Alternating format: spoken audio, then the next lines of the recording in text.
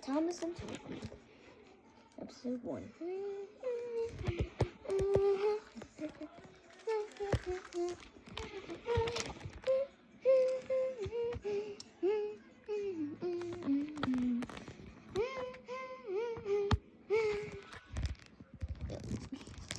It was a beautiful dinner. Thomas and Toby were best friends. Thomas is a tank engine, and Toby's a tram engine.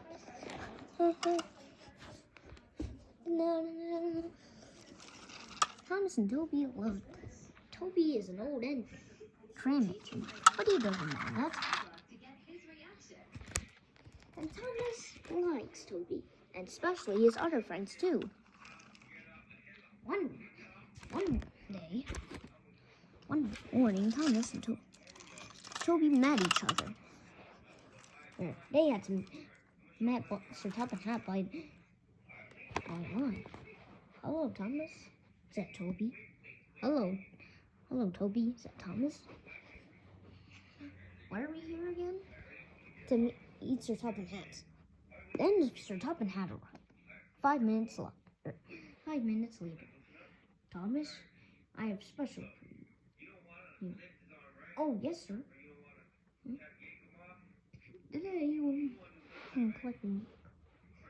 Today, since Conan broke down, you'll have to collect his cars.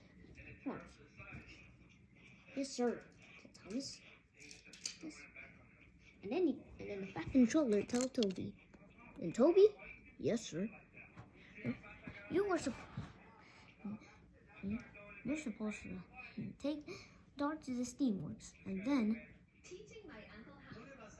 help Mike where his station, where Farquhar Station is.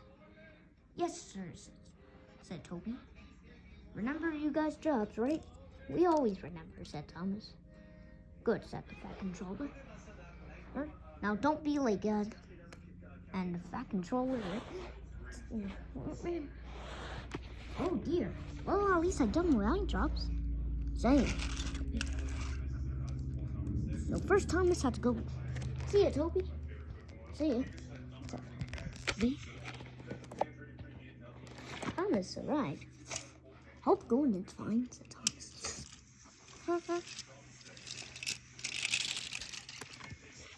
Toby had a little bit of problem.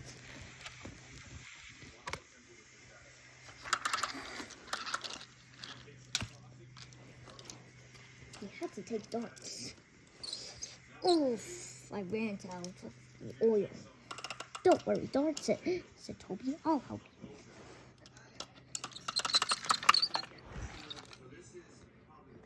And after that, Darts got Toby. Toby got Darts to the oil.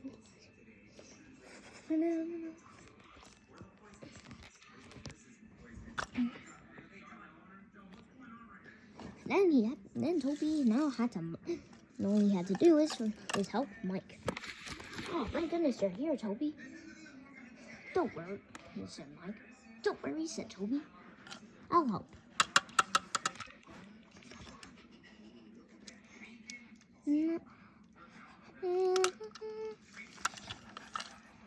Toby didn't know. Oh dear, I don't know every way. Wait, I know this side. That leads to Farquhar Station, said Mike. And they turned.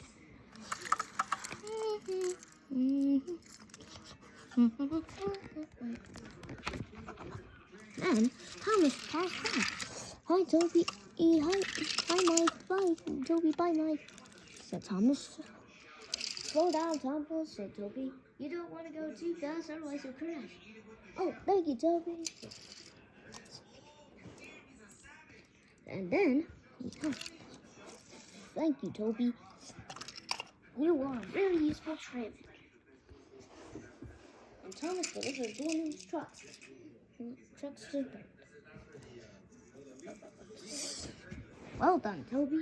I think you've done a great job. Well done, you goose.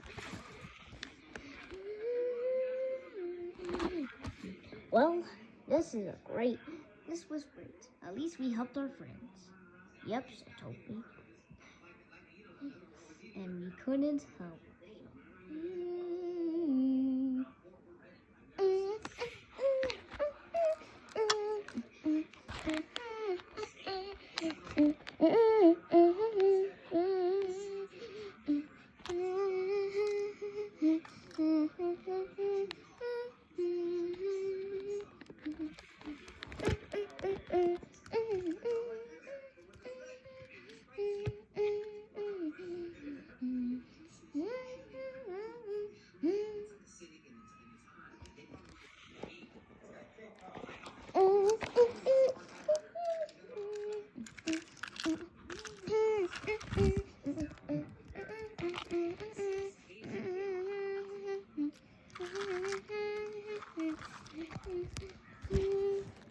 Going in the squeaky kitchen.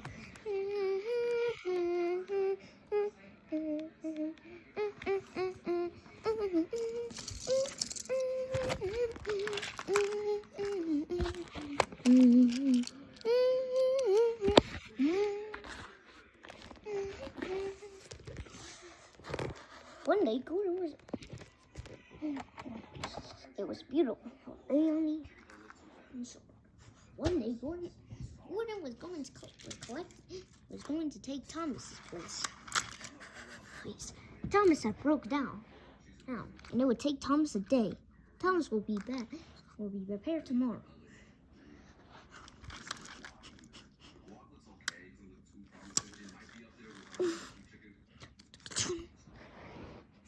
And Gordon steamed by.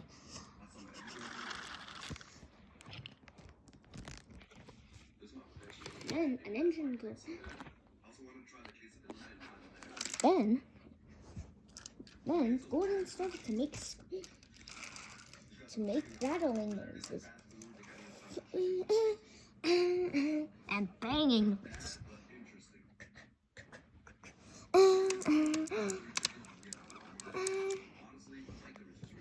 Gordon had to stop to wait for a signal. Oh dear, said Gordon.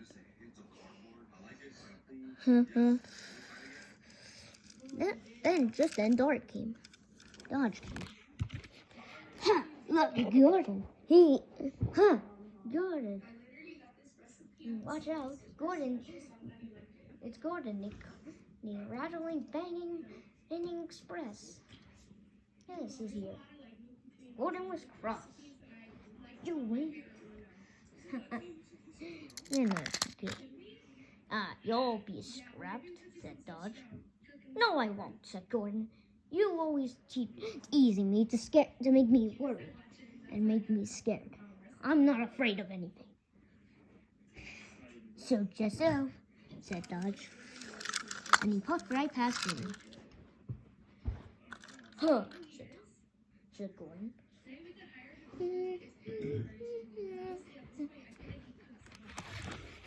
The signal turned green, and off he went.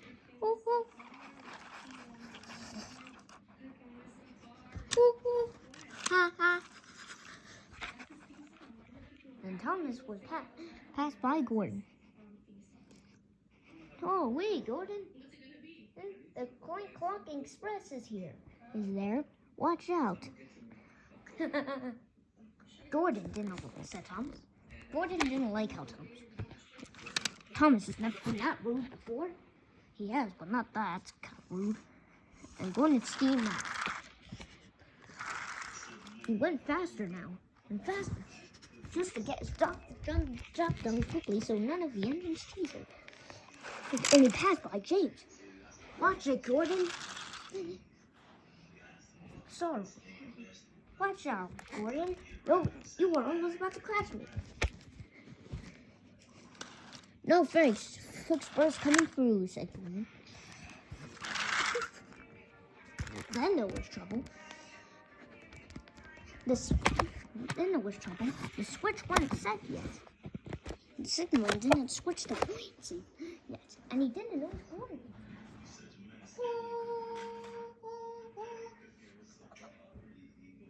Oh no! I'm going.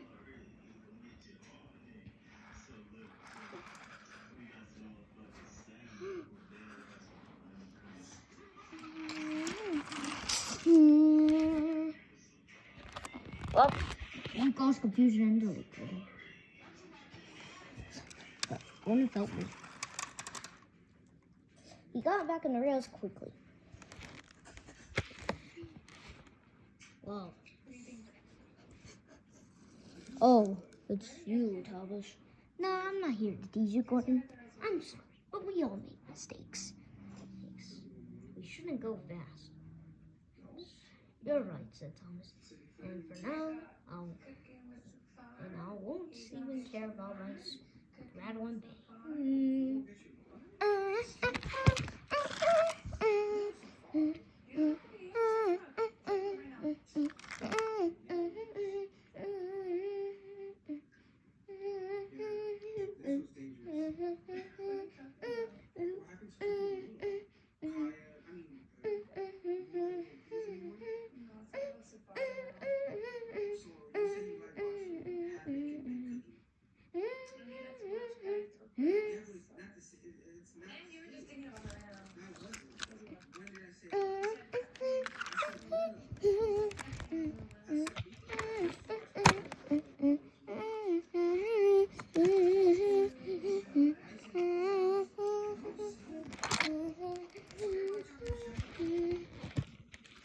Thomas, Tron the Tank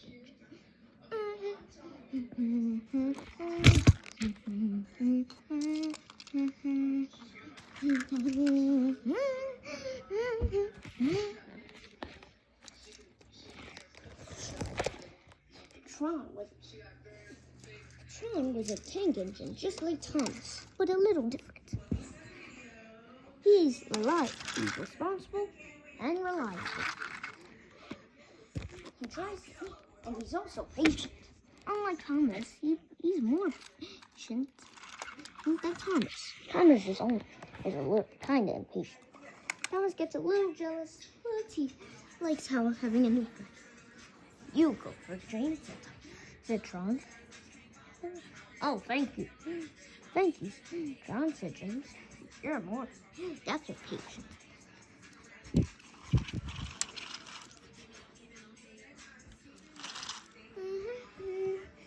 And Tron likes, huh.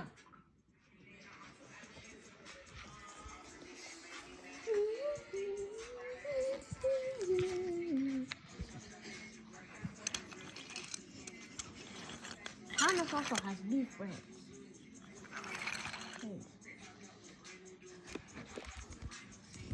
And then Tron.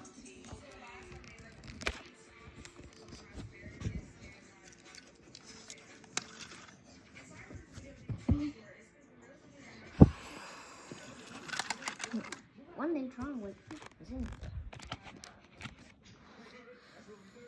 Oh, alone. The fat controller arrived. Was there, speaking. Unfortunately, Bunny at Random Dogs found out. You're gonna have to bring it up back, and then he'll get back to work. Tron was excited. Oh, yes, sir, please.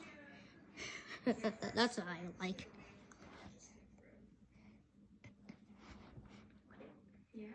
And he chuffed on.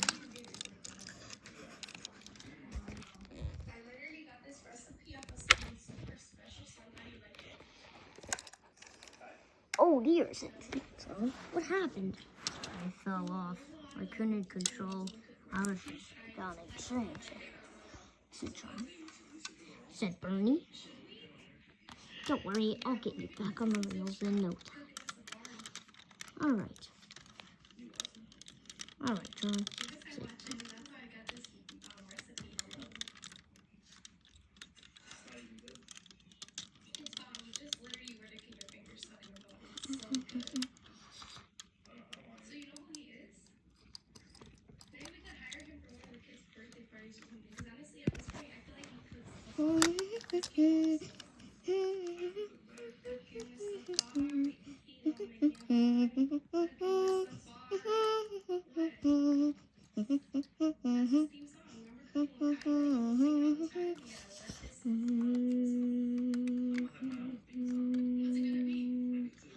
And at last, Tron got Bernie back on the rail.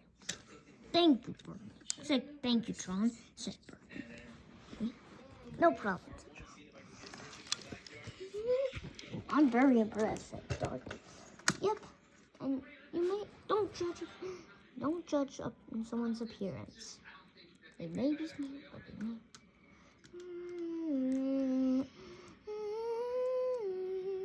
You're right, said Dorothy, and then say something.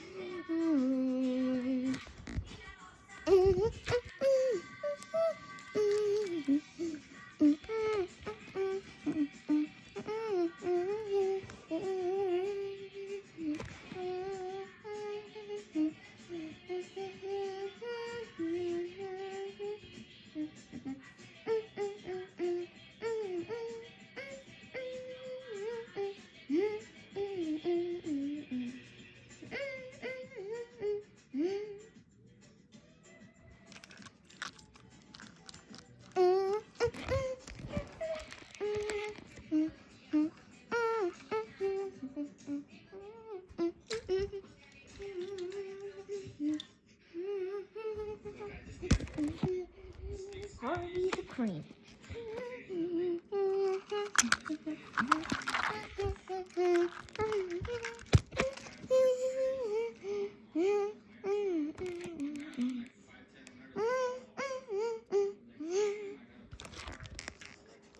It was a beautiful day on Silver.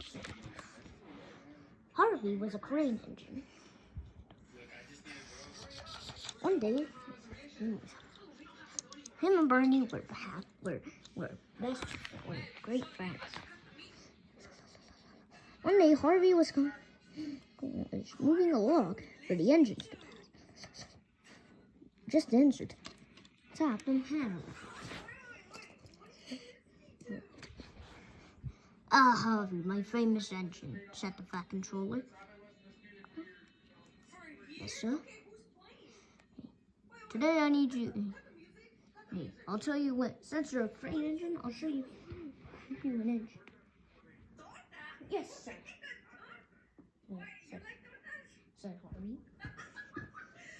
One day Thomas was going so. And then Thomas went so fast, right quick behind the side of Harvey. Slow down, Thomas. You'll have an accident, and I'll have to save you. Sorry, Harvey, can't stop. I'm running late, said Thomas. Well, he'll be in trouble now.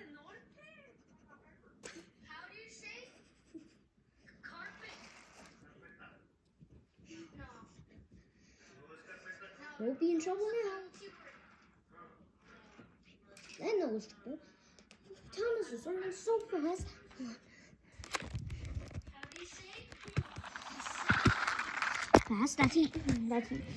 That he couldn't stop in time. Then there was a really sharp bend up ahead. Oh no, said Thomas. She tried to stop, but it was too late.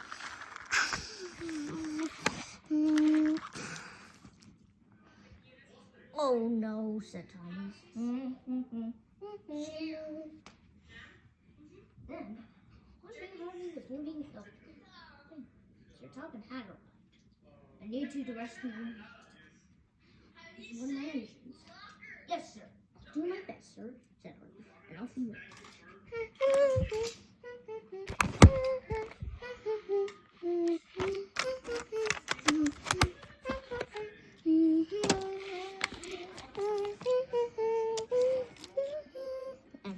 Sir Top and Hat, the Fat Controller, watched Harvey. This is an easy job, said Harvey.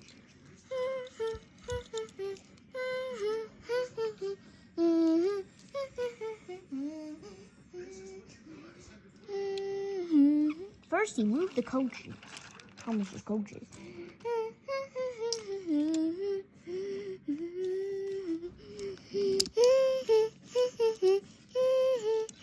Harvey pulled with all his might to move back Thomas, and he was able to.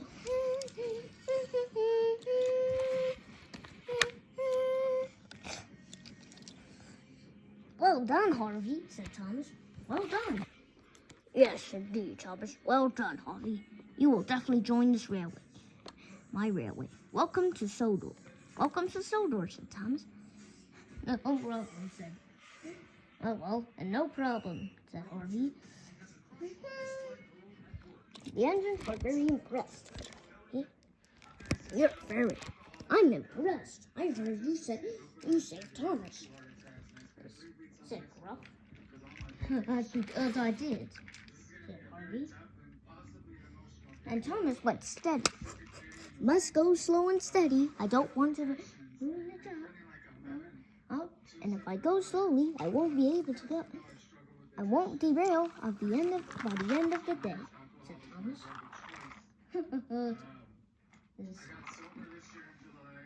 Well, I guess he.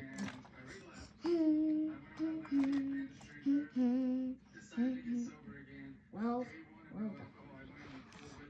Harvey smiled. And he went back to the docks and had fun with Bernie again.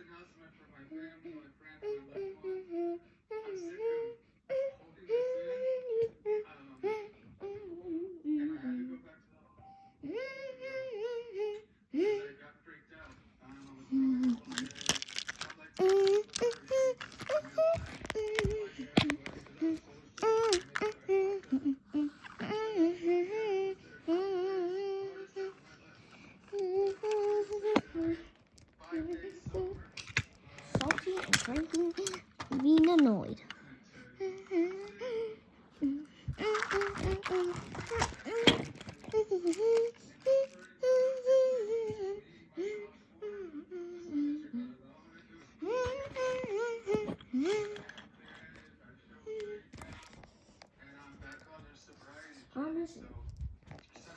On these Salty, the dark side, Diesel was easy. It was a love to see.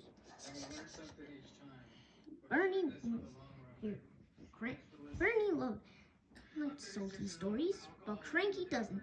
He was annoyed. And Salty told us, Army Hearty, we've up to the old firmly cut aside. It's good to be. And then stormy tale, of a ship that ran to us, and then crashed to the engines. But luckily, no one was hurt. Except my ears, said Cranky. Ernie, try to stop Cranky. Come on, Cranky, said Bernie. Can you get used to Salty stories? Cranky was furious. Well, it works for you, but not for me. I hate this. Yes. But why don't you leave, said James. I love to leave, said Cranky. But it's just that I can't because I'm stuck to this one platform. I can't go anywhere. And I can't take a vacation because I'm stuck here. I'm a crane. Well, James followed the way. Well, lucky for me, I get to go anywhere. I wish I could, said Cranky, to not hear one of Salty's annoying tales.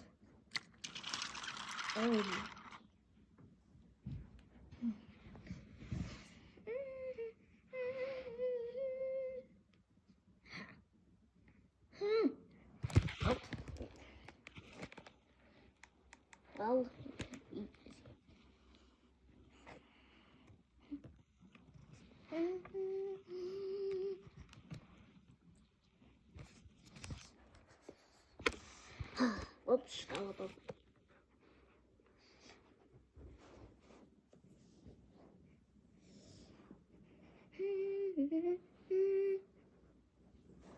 Then, that night, something awful.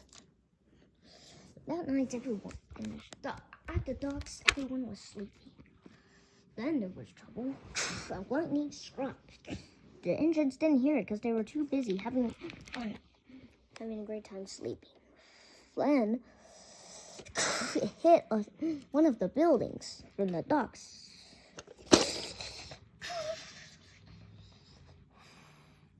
But even Cranky and Bernie didn't hear. The next morning,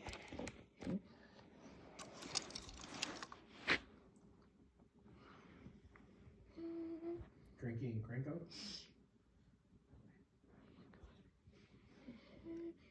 "What's happened?" said Bernie. "Yeah," said Cranky. "Oh dear, I think it's the storm or took down that building." "Well, great," said Cranky. "Now I'll have to hear your boring stories that hurts my ears."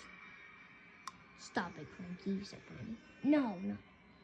That just then Sir Tubbin had it.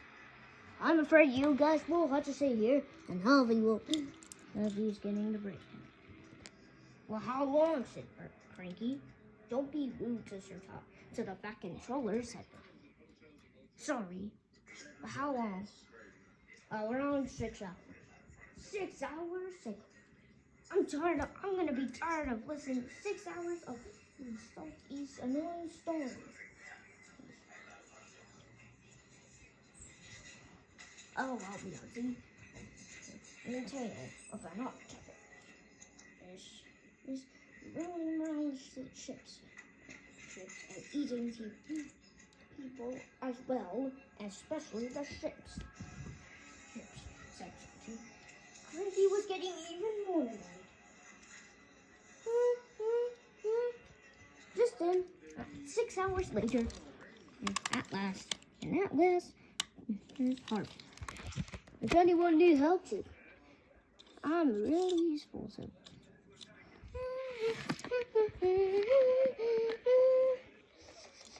Just then, the building was back on the ground. Back off the ground. Oh, finally. Well, Salty kept on talking, and Harvey, and even Tron and Dodge.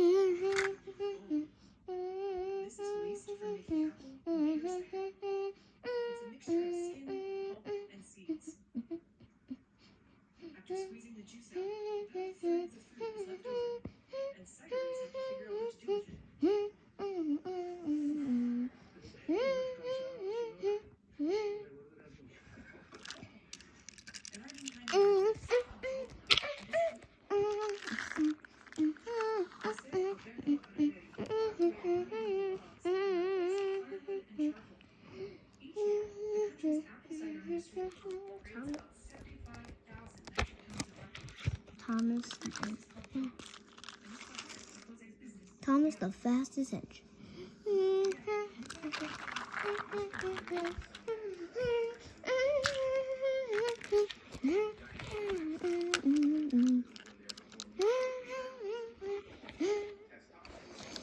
It was a beautiful day out young on the shore.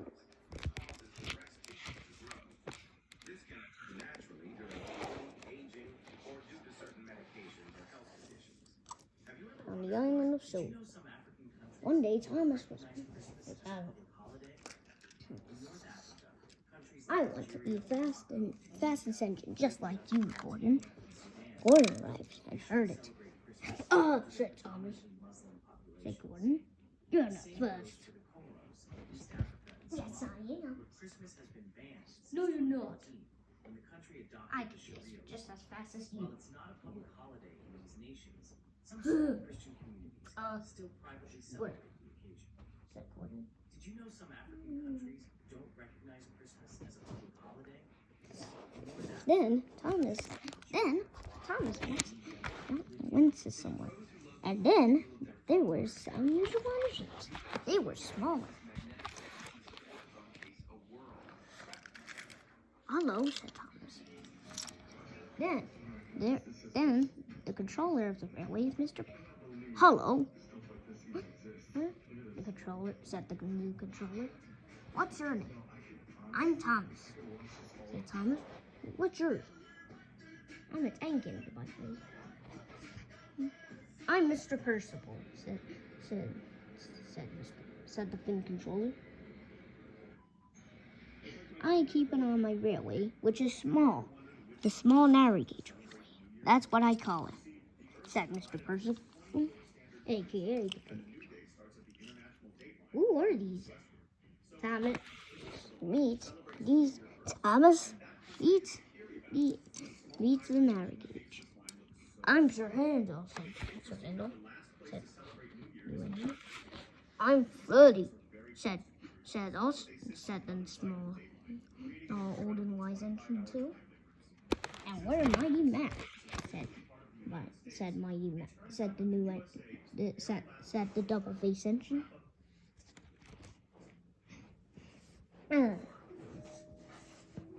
I'm Rusty, said the little diesel. And I'm Duncan, said the snooty, plain-speaking engine.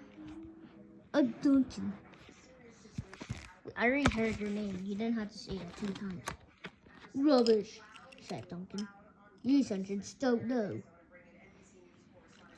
Don't listen to Duncan, said the little diesel. Yeah, said Freddie. All right. He's just a plain speaking.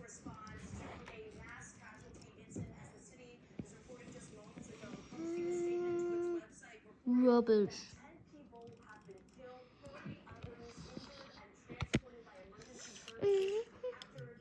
What? Don't worry, Thomas.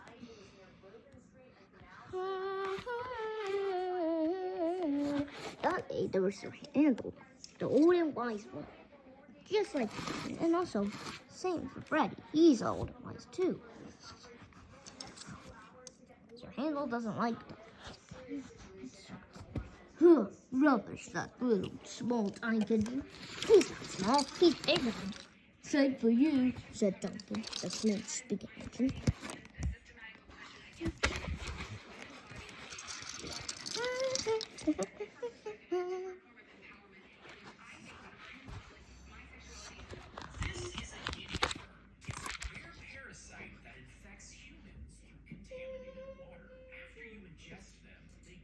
After that, Sir Handel delivered all the passengers and went back.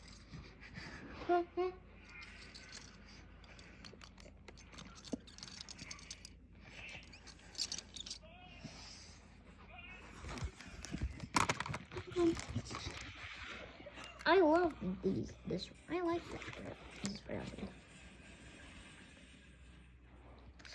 Mighty Mac.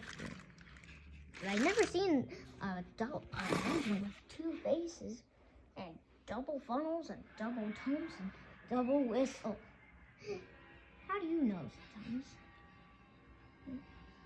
Because I do. Engines with 2 faces or double faced faces exist, such as Mighty Mac, said the fin controller. Yes, said Mac. We are.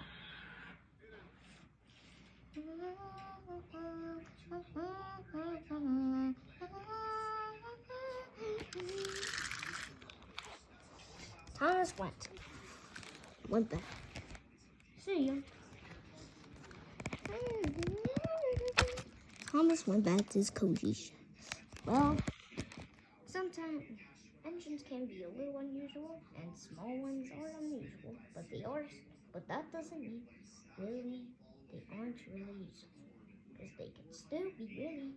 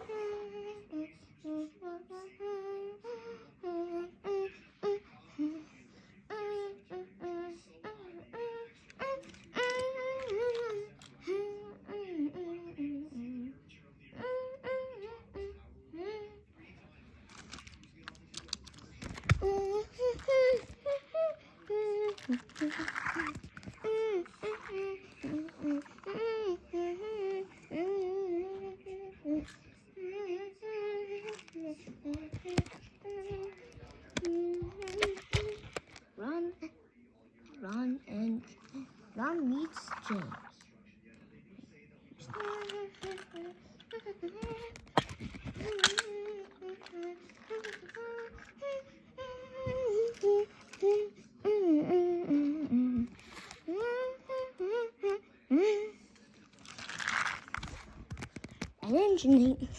One day, an engine named Ron was James's also snooty engine. Rubbish.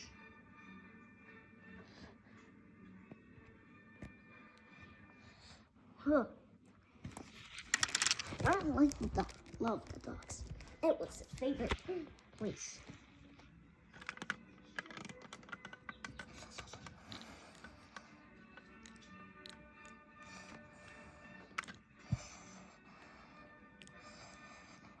Bernie was trying to get his hook on. Ugh.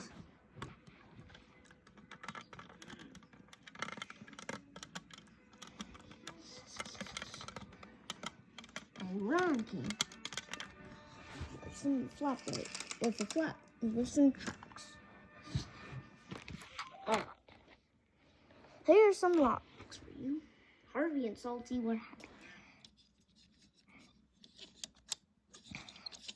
Care for me, Harvey, said Salty. Sorry.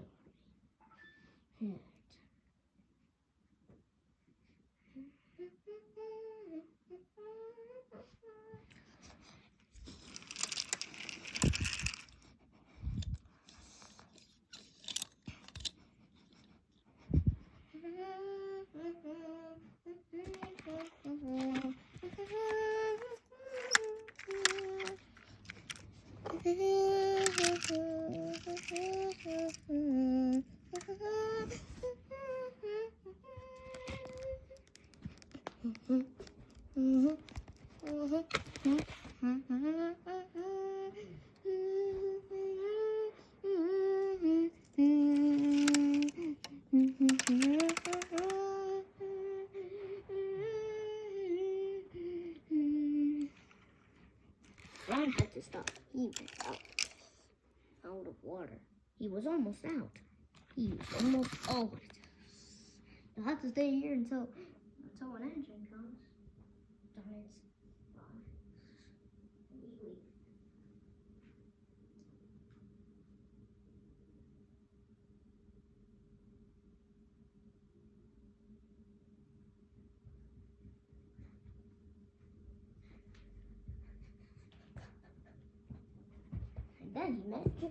And then an engine came.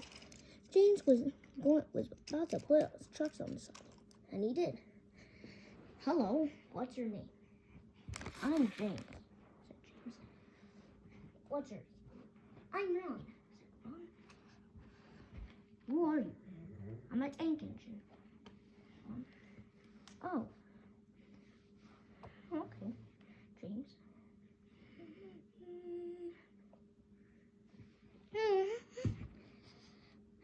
I'll shunt you.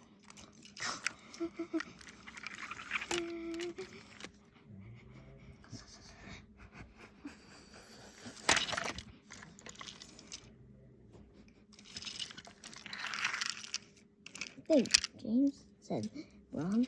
No problem. Now I gotta hurry. Don't want to make myself late. Okay.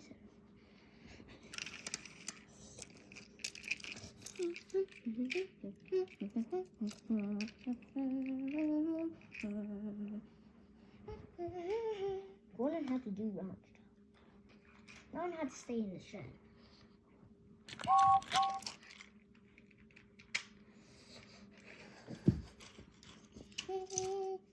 And he enjoyed himself.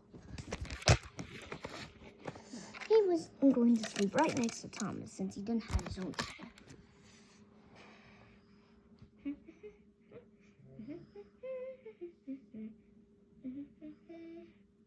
Wow, I love this day. This is great. Then Thomas arrived. Back to hello, said. What a wonderful day, isn't it? Yep, said Thomas.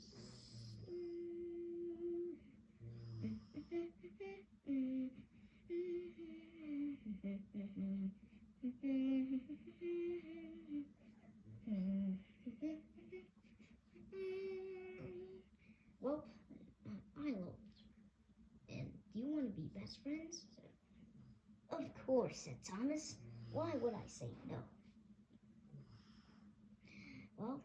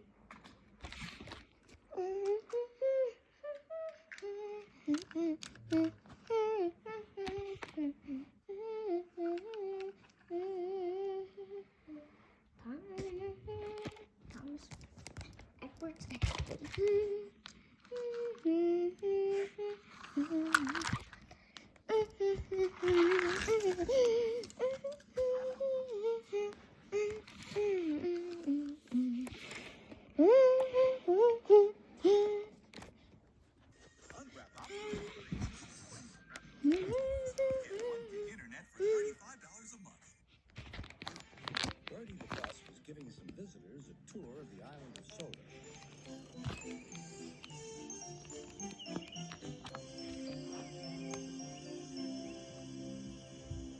It was their last afternoon, and Edward was preparing to take them to meet Bill and Ben. He found it hard to start the heavy train. "Did you see him straining?" asked Henry. Positively painful. Remarked James. "Just pathetic," grunted Gordon. "He should give up and be preserved before it's too late." "Shut up," burst out Duck. "You're all jealous. Edward's better than any of you." "You're right, Duck," said Boko. "Edward's old, but he'll surprise us all." "I've done it. We're off."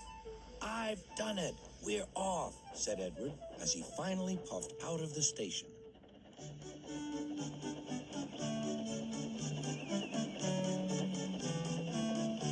Bill and Ben were delighted to see the visitors. They loved being photographed. Later, they took the party to the China Clay Works in a brake van special.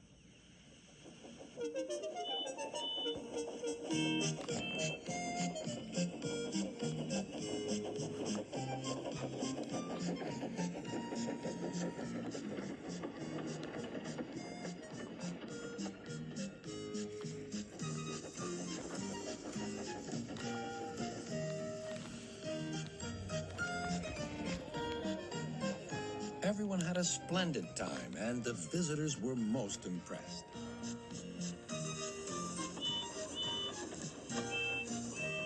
Then Edward took the visitors home.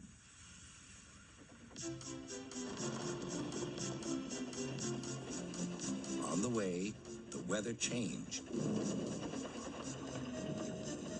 Wind and rain buffeted Edward, His sanding gear failed, and his fireman rode in front, dropping sand on the rails by hand. Suddenly, Edward's wheels slipped fiercely, and with a shrieking crack, something broke. The crew inspected the damage. Repairs took some time. "One of your crank pins broke, Edward," said his driver. "We've taken your side rods off. Now you're like an old-fashioned engine. Can you get these people home? They must start back tonight." "I'll try, sir," promised Edward. Edward puffed and pulled his hardest, but his wheels kept slipping, and he could not start the heavy train. The passengers were anxious. The driver, fireman, and conductor went along the train, making adjustments between the coaches.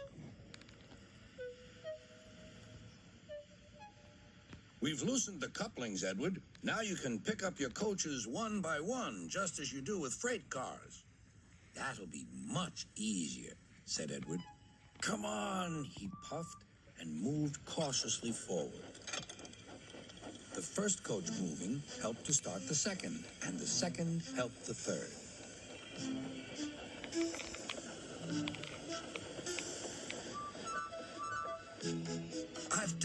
I've done it, puffed Edward.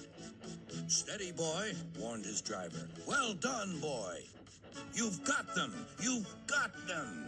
And he listened happily to Edward's steady beat as he forged slowly but surely ahead.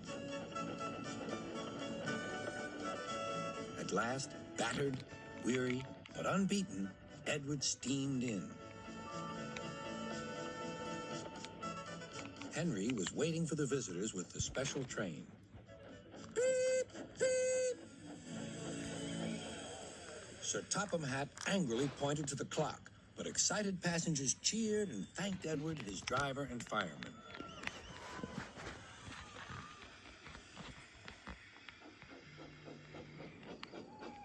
Duck and Boko saw to it that Edward was left in peace. Gordon and James remained respectfully silent.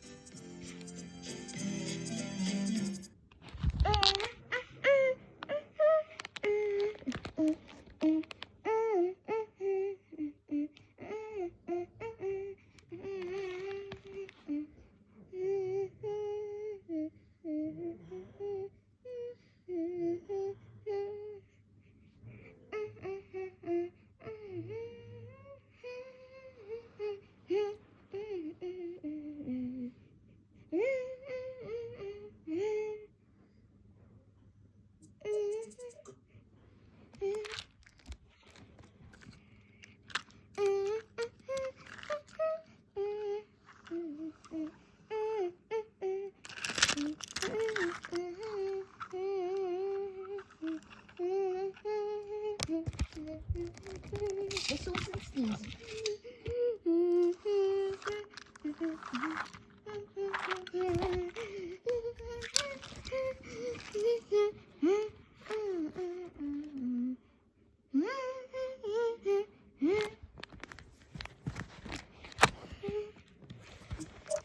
Gordon was cross. "Why should Henry have a new shape?" he grumbled. "A shape good enough for me is good enough for him.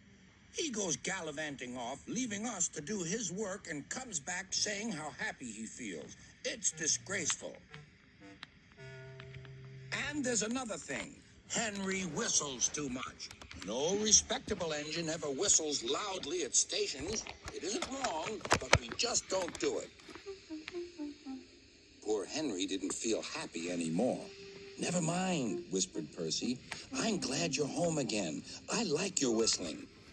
"Goodbye, Henry," called Gordon. "We're glad to have you with us again, but remember what I said." Later, Henry stopped at Edward's station. "Hello, Henry," said Edward. "You look splendid.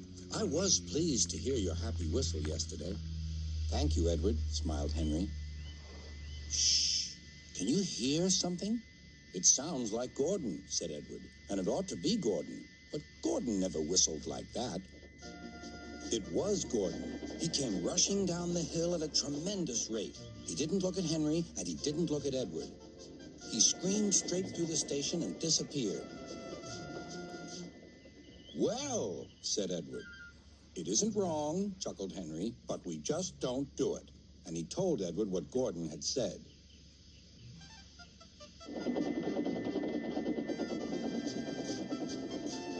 Meanwhile, Gordon screeched along the line. The noise was awful.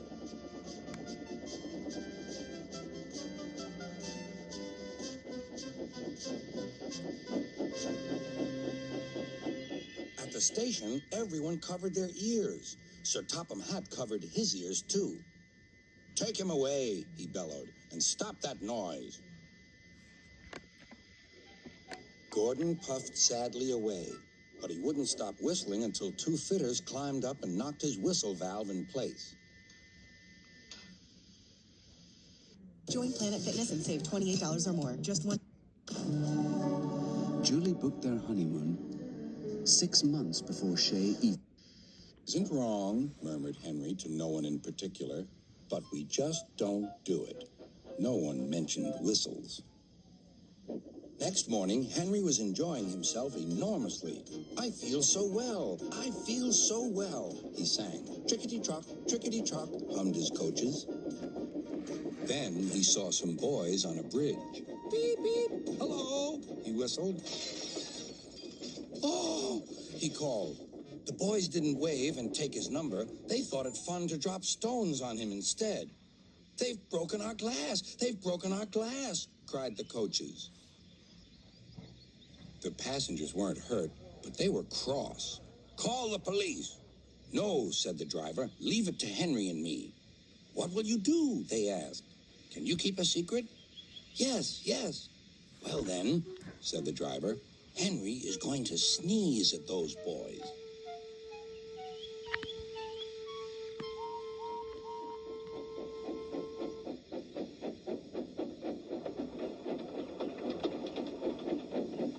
Lots of people were waiting at the station just before the bridge. They wanted to see what would happen.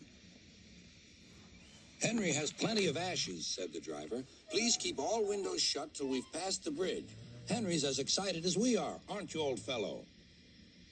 Henry felt more stuffed up than excited.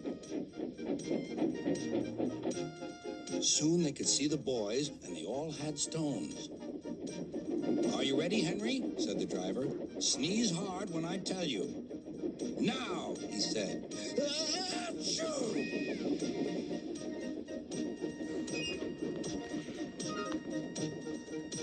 Well done, Henry, laughed his driver.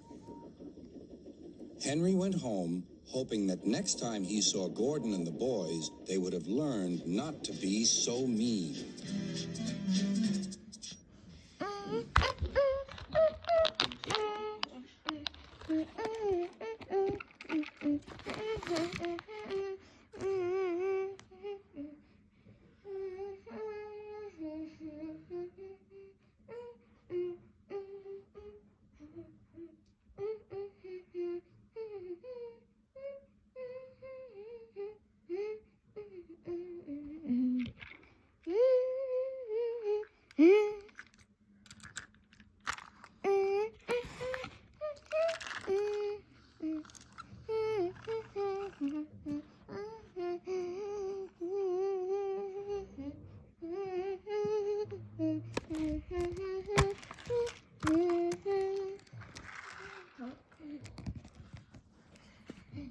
Seems to ruin it.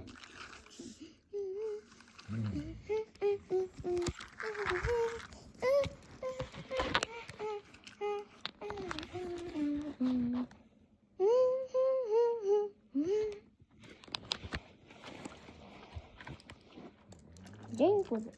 What was it? James was it? What was it?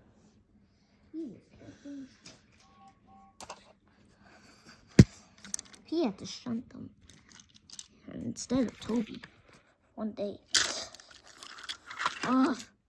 James hated freight cars. I hate this. Why did the fat controller? Maybe because you're stuck in a big fat engine, said Thomas. She's teasing. I'm not fat, said James. people do that. It's impossible for engines to do it. And also, engines can't. They can if they don't shut up. Talk about having to shunt freight and smelly old freight cars.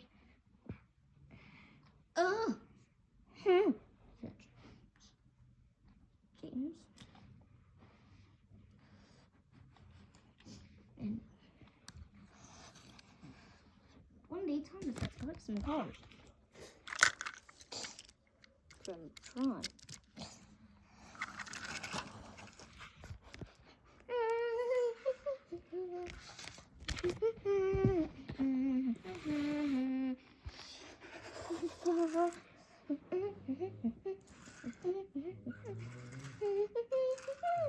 Then some boys threw heavy, strong rocks at Thomas. Then Thomas popped a piston. Then one of the rocks hit Thomas.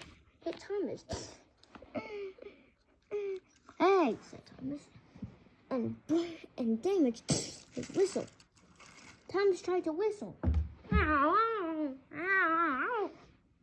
It sounded, but it didn't sound as like his whistle. It sounded like a cat meowing.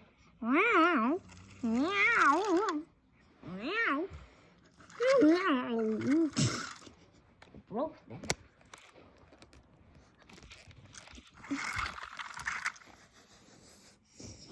Thomas was.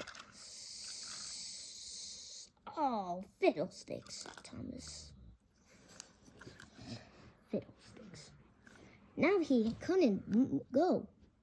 No, he couldn't go because without a whistle. An engine is not an engine without a whistle, too. And it's not safe to go without a whistle.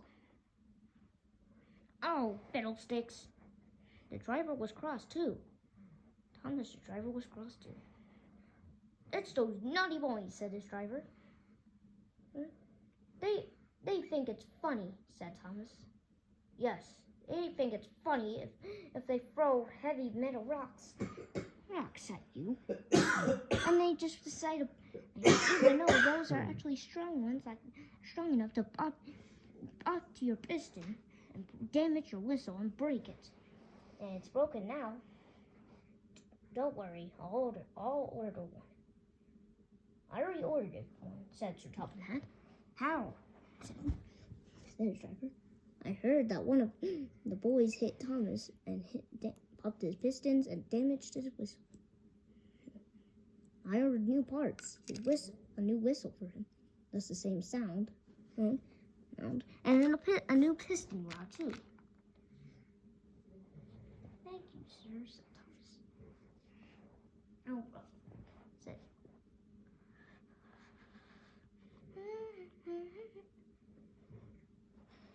James.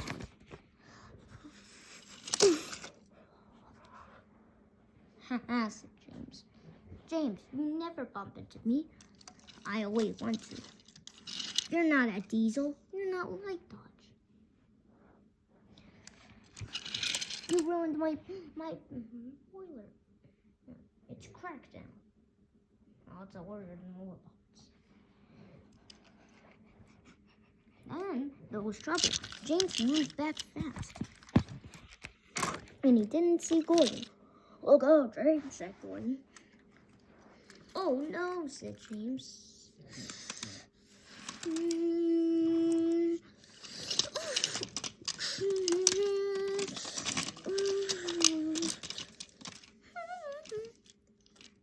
With a bad crash and a bash and a terrible smash, James was now the ruined engine. James, the ruined engine. Oh dear, said James. Now I can't go. Oh, also, it's your fault. Sorry, said James. Sir Topham Hatt arrived. He was very cross. James, you've caused confusion and delays, said Sir Topham Hatt. I hope you learn to listen. Yes, sir. Sorry, sir, said James.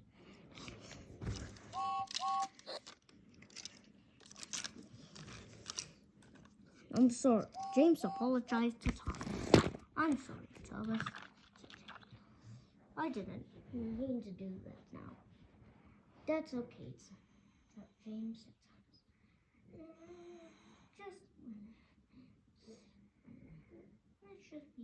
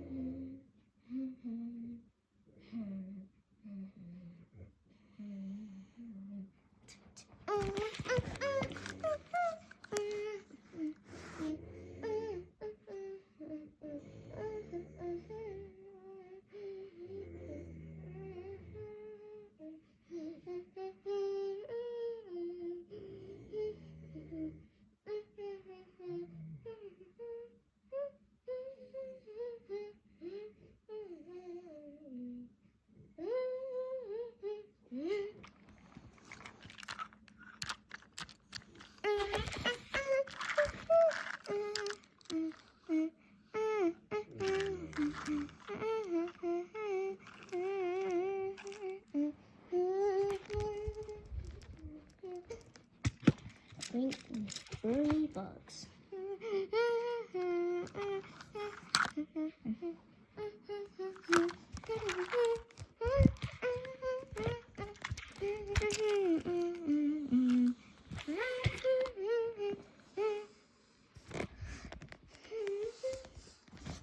One day, Bernie is a crane, just like Cranky. But sometimes he likes, unlike Cranky, it's the opposite. He likes salty stories. He does.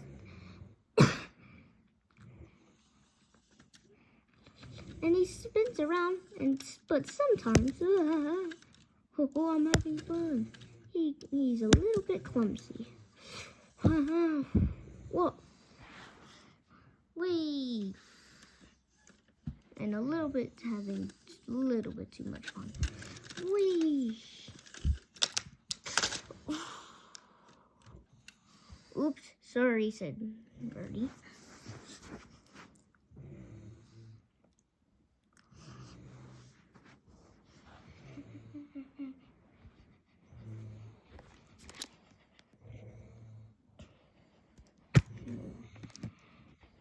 But what he doesn't like is ships scaring him.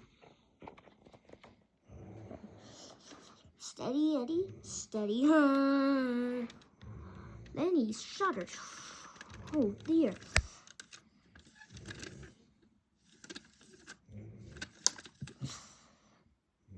You ship, you made me load. I'm so bugged. Bugged, said Cranky. Little mites, like little mites. You deserved it. Bernie didn't like it. Ha! Well, you get clumsy too. No, I'm not.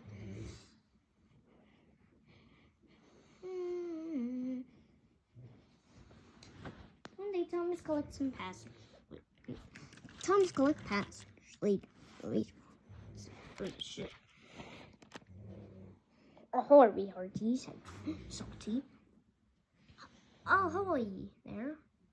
Ahoy to you, said Thomas. Isn't it a lovely day? Yep. Unfortunately, I'll get the story in 10 minutes, in 5 minutes. There's a lot of people. That gives me enough time for a story. You do? Yes, it's short, but fine. Oh, not one of your stories again, said Cranky. I love your stories, said Bernie. Tell me. All right, Artie. So, no, not your stories again, just get over it. Anyway, so, a long time ago, a ghost. There was an engine who wanted to find train, but he was caught by pirates. Me, Archie. He tried to get there, but then he got lost and was never there again. Thomas was surprised. Oh my gosh, Thomas, that was amazing, said Bertie. Not for me, said Cranky. It's annoying. Oh no! Oh, what's there? Said Bernie. And then, well, ow, said T. Oh, stupid ship. Well, it's okay though.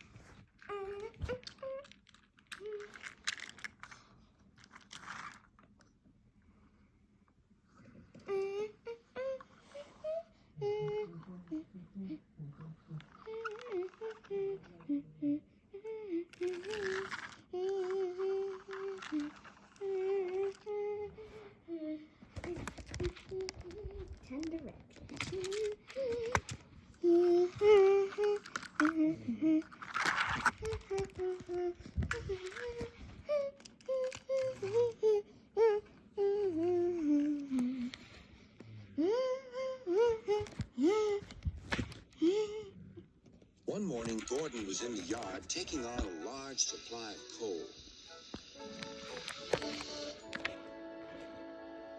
That's the third load of coal you've had today, Gordon, said James. Some might say you're being rather greedy. I'm an important engine, replied Gordon. Important engines need plenty of coal, but I doubt if you would understand that, James. James snorted and went about his work. Later, Gordon was taking on water from a standpipe because the water tower was under repair.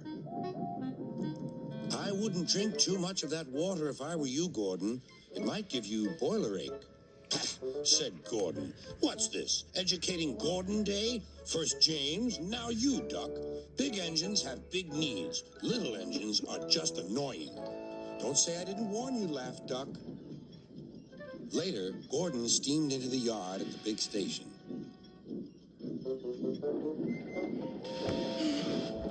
That's what I need, exclaimed Gordon. There, emerging out of the sheds, were two shiny tenders. Now, if I had two tenders, said Gordon, I wouldn't need to stop so often, and I wouldn't have to listen to silly little engines. Those tenders belong to a visitor, replied his driver. Diesel sidled up alongside.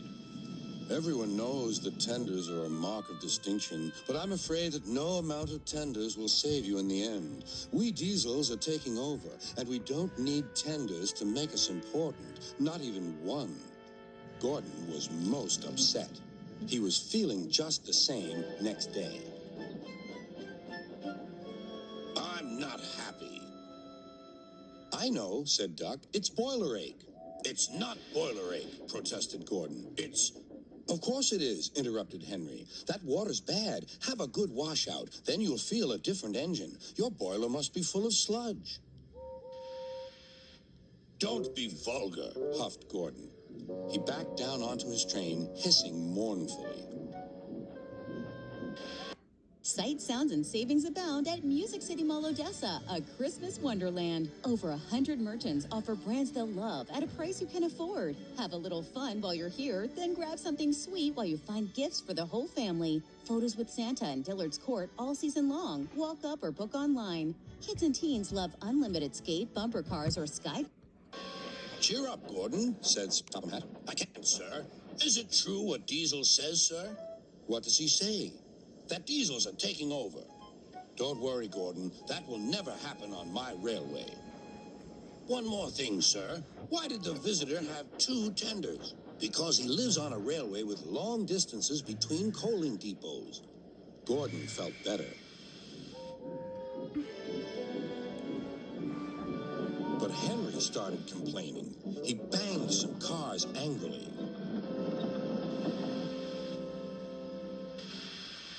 I always work hard enough for 2, he puffed. I deserve another tender. Duck whispered something to Donald.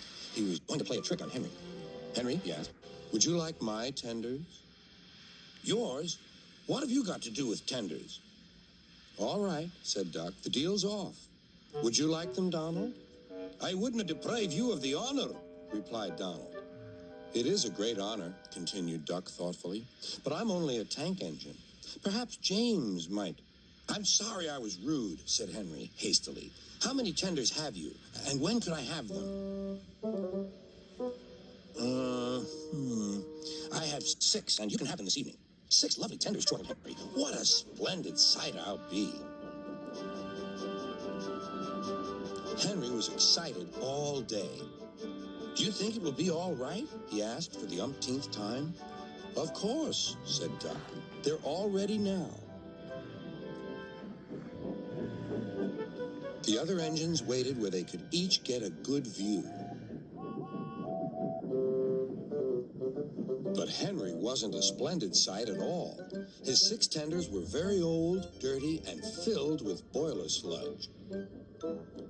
Had a good washout, Henry, called a voice. That's right. You'll feel a different engine now. Henry was not sure, but he thought the voice belonged to Gordon. One day, Edward was talking.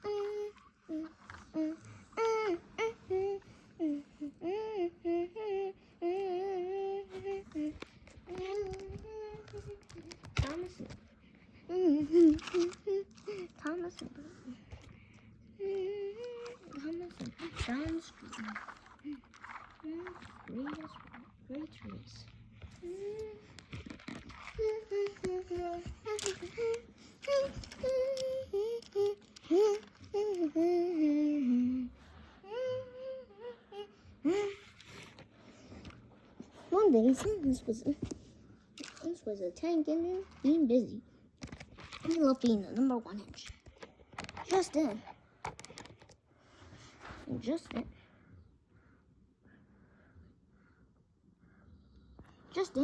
a car arrived. Hello, said Thomas. Hello. Who are you? I'm Thomas, by the way. The new car is great. Well, I'm John, of course. Huh, really? Rails. I think I like being on my rails. Roads would be nice, but I like being on my rails, said Thomas. With silly rails, you can't go, but you can't go around the world. Thomas was furious and cross. He thinks the new car was showing off. I know.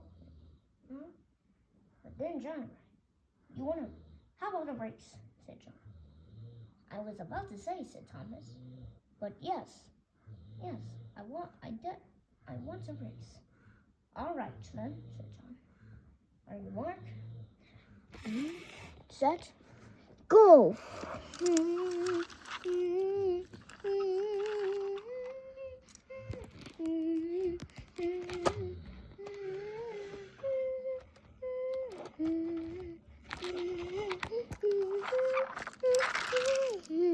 Thomas raced to find John.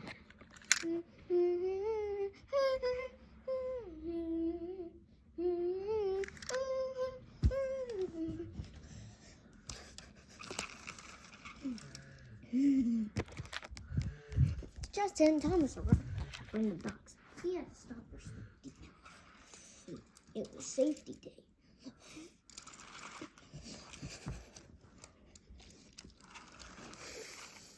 Oh no, said I had to wait. See ya. See you later. Thomas, said John. Thomas was all lose the race now.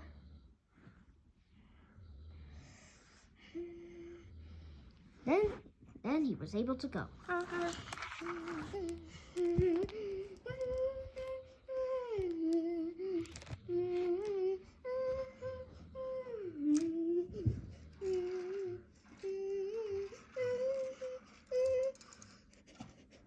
Just Thomas won by a single inch. By a single inch. It was close, but Thomas still won. Thomas won. You beat me, said Edgar. I think maybe I'm wrong. No worries. Oh well. So, I guess.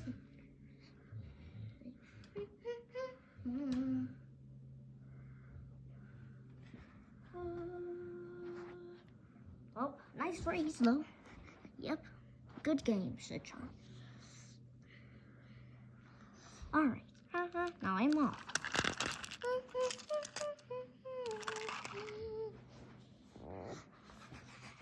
And John raced back. Toby arrived. He was going back to his shed. He didn't have any. And Sir Topham didn't tell him. Because he didn't. Sir Topham had told him. Because Sir Topham had told him he didn't have any jobs. Just then Thomas was there. Did you see the new car? Said Thomas. No, said Toby. Who is he? He's got John. John? Why would a car be named that? I don't know, said Thomas. Where are you off to? I'm actually heading home, back to my shed and resting because Sir Topham had told me I don't have any jobs. What are jobs to do? You're lucky, said Thomas. Yes. Then Thomas' signal turned green and he went off. See ya, Toby. See ya, Thomas.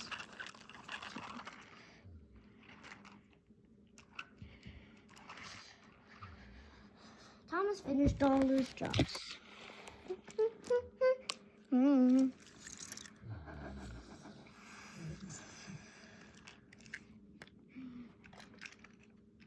Then, Toby did have a job to do. Sir Toby might actually know what job to give to Toby. It was to Thomas, since Thomas was tired.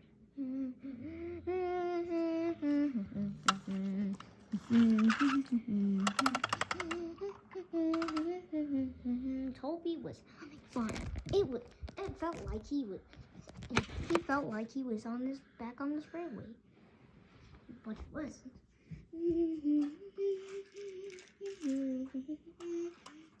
Just then he fried at the dog.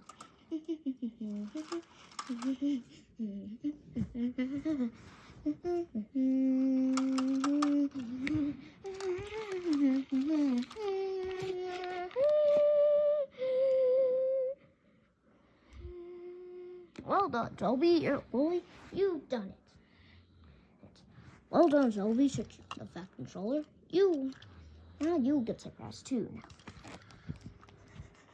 Just then Toby arrived. He wanted to stay with Tommy, since he now didn't have any jobs to do this time. Did you have fun on my branch line? Yeah, said Toby. It felt like my own branch line. I wish I had one. I thought you did. No, said Toby. Well, believe we will read adventures. Yep. Some fun again.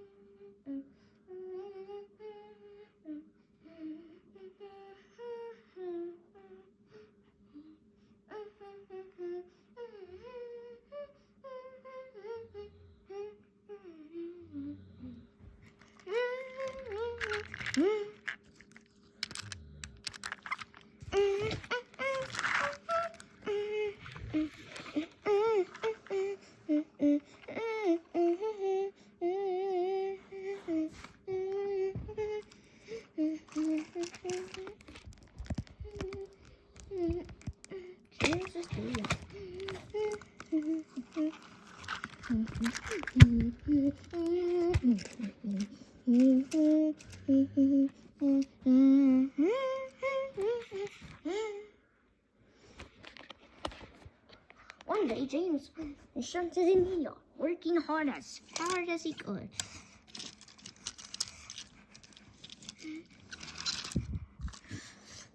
One day, he didn't like it, but he tried to do it. Just then, he stopped. Just then, the Fat Controller, he wanted to start out today. James, since you've been working, I've got a surprise for you. Oh, yes, sir. Please, sir, said James. What is it? What is it? That's all. Today, since you've been working hard, just like Charles when he got years ago. I'm also giving you a day off.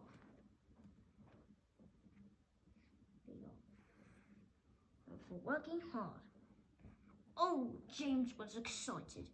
Oh, yes, sir, please. Oh, yes, sir. I love that, sir. Good. Okay, I'm giving you a day off. Oh, James was happy. Now he gets to show off his paintwork, his splendid paintwork. Then the Fat Controller left. I can't wait to show my paintwork.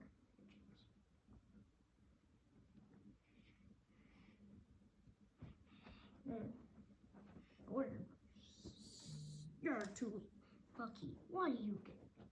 Because I work hard, said James. Shut James. This is not working. Okay, well, fine. Okay, fine. Yeah, I guess, but still, why? I don't know. Now I can show my paints to everyone.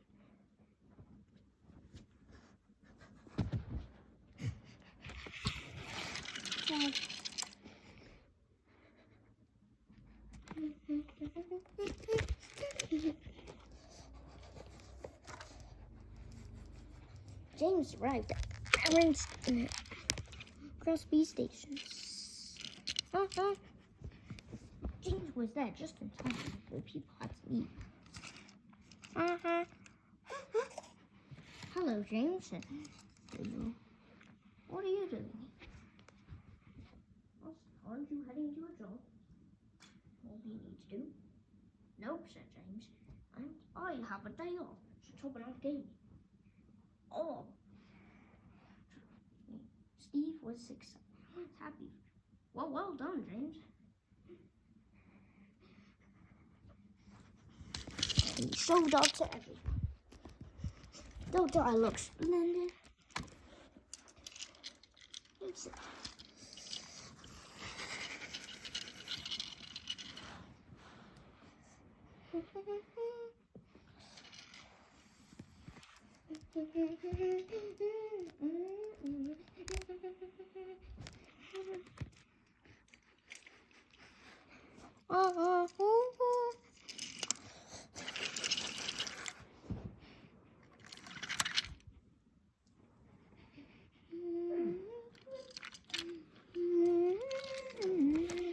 James had a wonderful time. Oh, my day off showing him. Even doing other stuff too than just that. Not around the island, watching the engines do their jobs.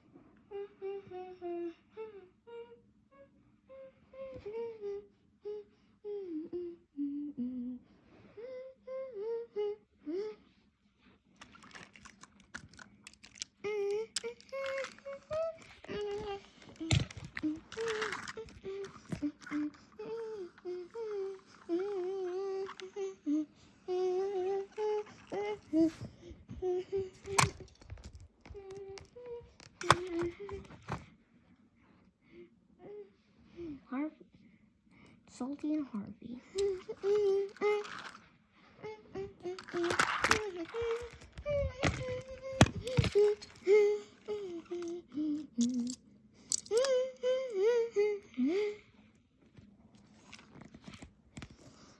Salty and Harvey were friends. Salty likes Sonic tables. Harvey loves Salty's tables.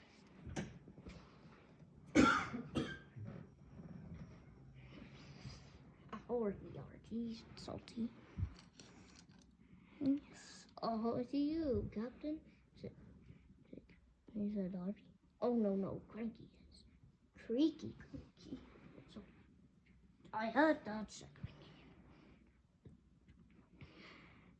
Let's go.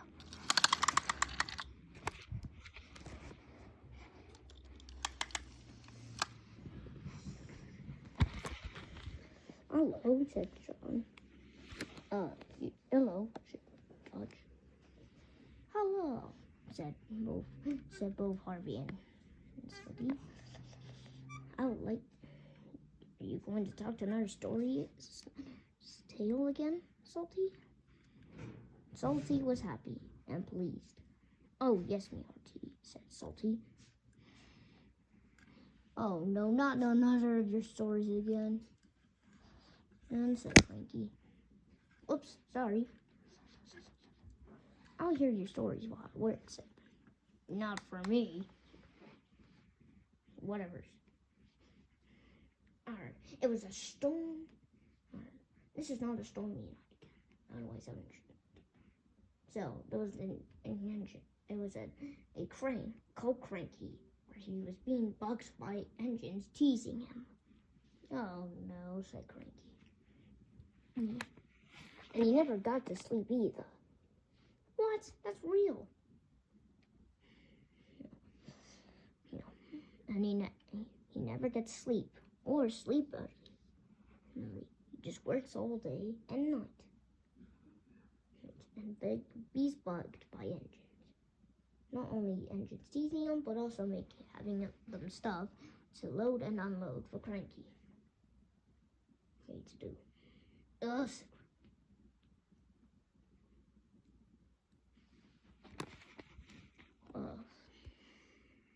Ooh, said the engines. I love that set. I like that set. Said Bernie. You should watch where you go, said Cranky. You should too, and you should get to work. I am working. Oh, you know. Yes, Okay, don't bug me. I need to unload this.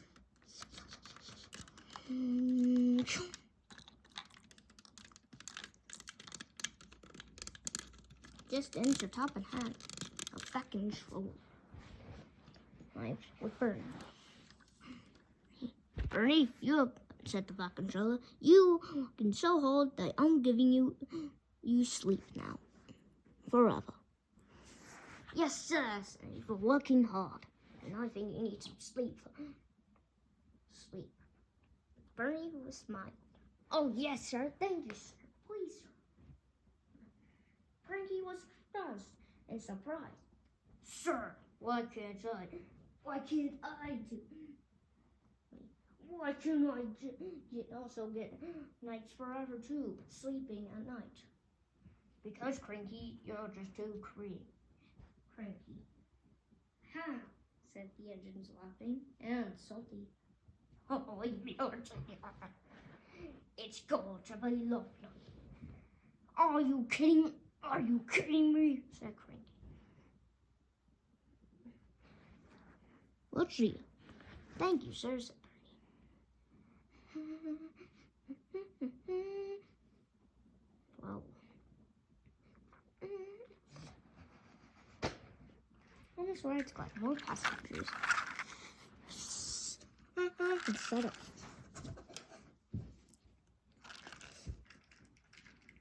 Well.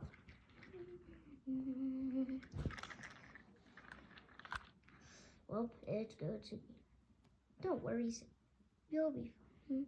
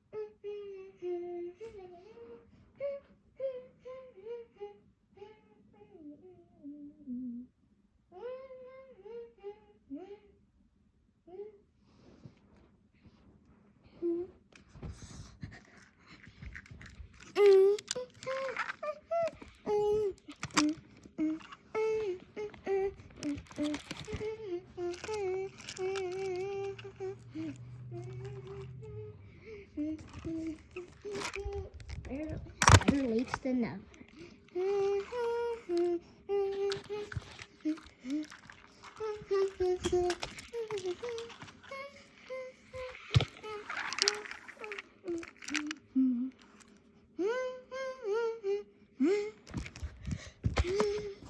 It's time we had. The engines were finding life difficult. Workmen were mending the viaduct on the main line. The arches needed strengthening. Sir Topham Hatt did not want to close the railway while the work was done, and so repairs took a long time.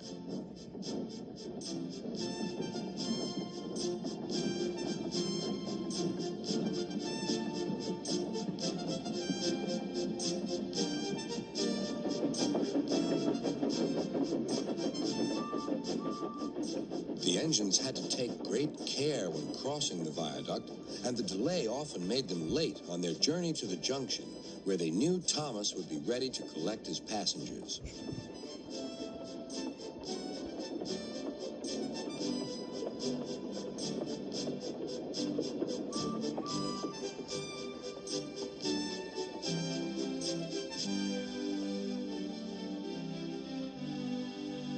Thomas grew crosser and crosser.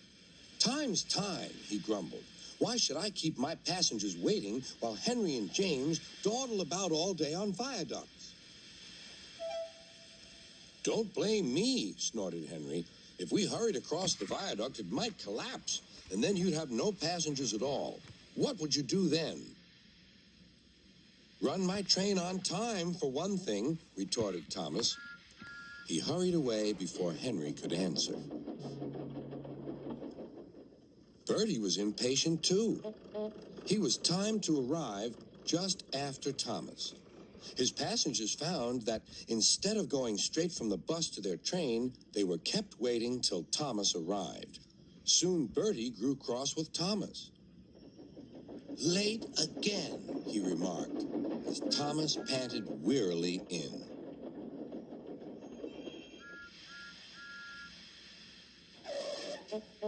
"We may be friends, but I thought you could go fast, Thomas.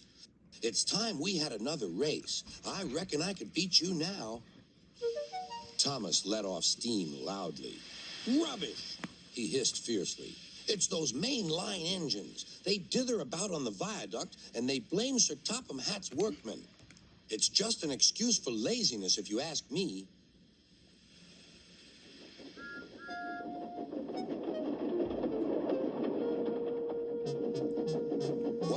James was later than ever at the junction. I'm sorry, Thomas, he puffed. I was held up at the station, and the viaduct made it worse. It's lucky for you I'm a guaranteed connection, grumbled Thomas. Before James could answer, he puffed importantly away. Come along, he panted to the coaches. Annie and Clarabelle did their best, but Thomas soon found that he couldn't save much time.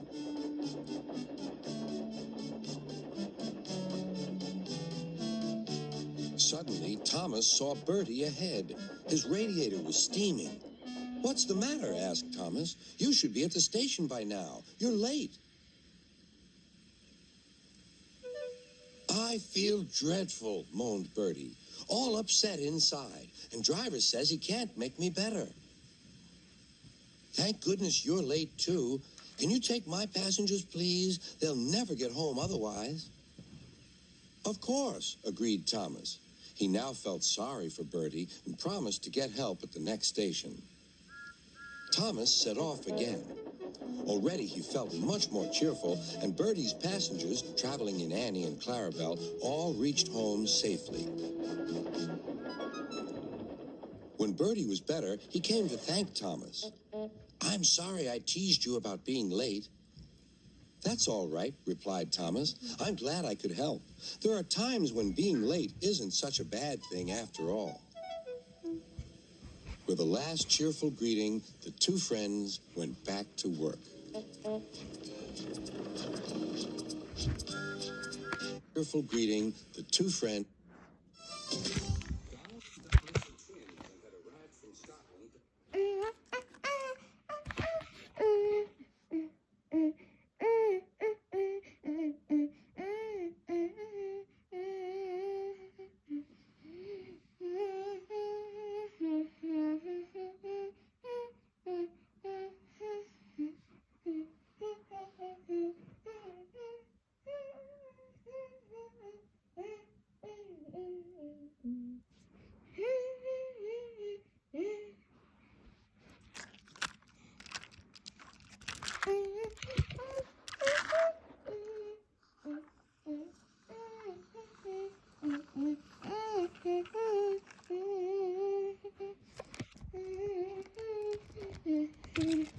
No joke for James.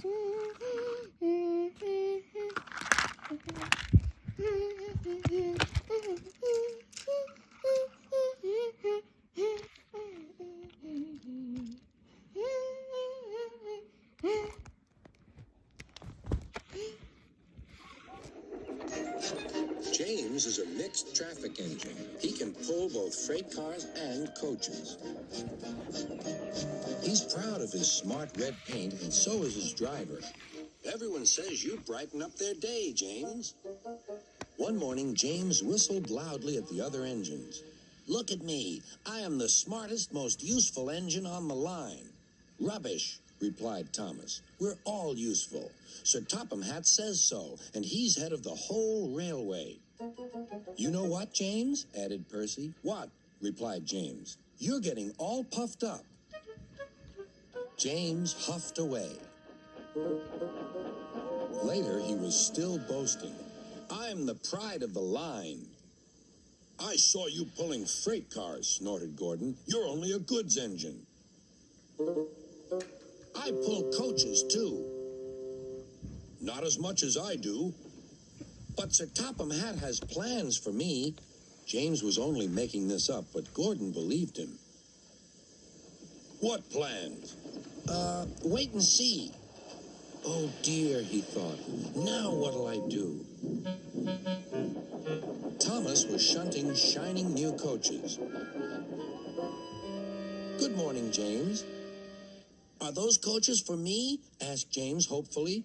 No, these are for Gordon's Express. I'll fetch your freight cars next. But James was going to play a trick on the other engines.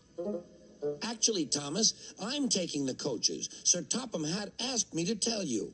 What about the cars? Asked Thomas. Give them to Gordon. Come on, Thomas, said his driver. Orders are orders. So when James's driver returned, James was coupled to the coaches and he puffed away.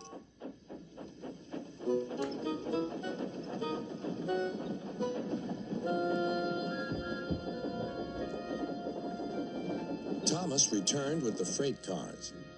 And a few minutes later, Gordon arrived. Where's the express? Thomas told him about James. And so here are your cars.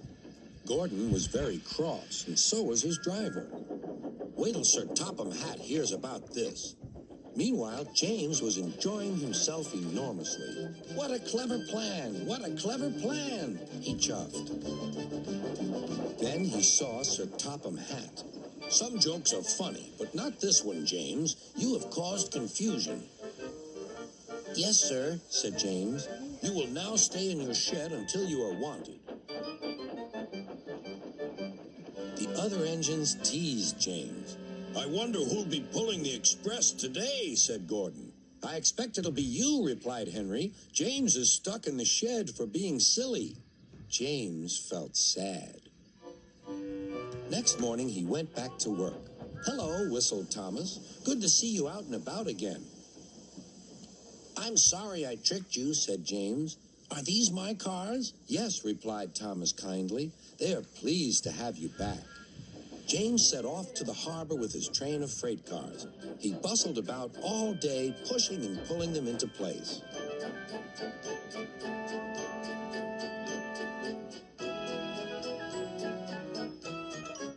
Time to go home now, James, said his driver at last. No cars or passengers, just we two. But his driver was wrong. Excuse me, called a man. I have a meeting with Sir Topham Hatt, and I mustn't be late. May I ride back with you? Of course, replied James's driver. Then he whispered to James, This gentleman is a railway inspector. James was most impressed. He steamed along the line as smoothly and quickly as he could.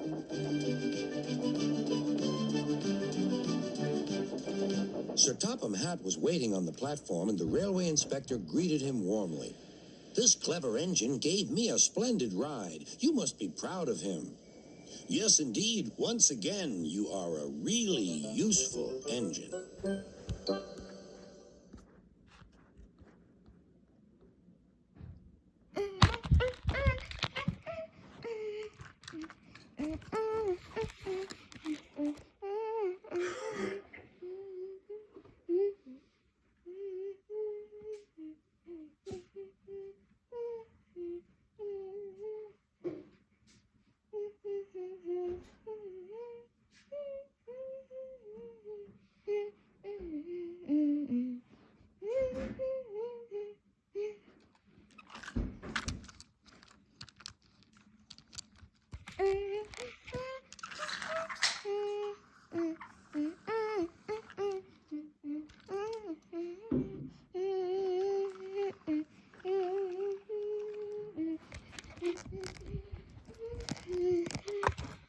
Daisy.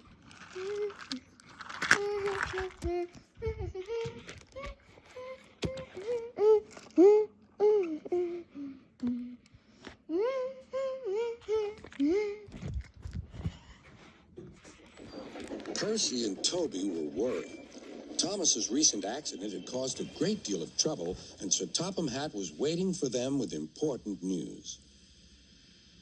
Here is Daisy, the diesel rail car, who has come to help while Thomas is indisposed.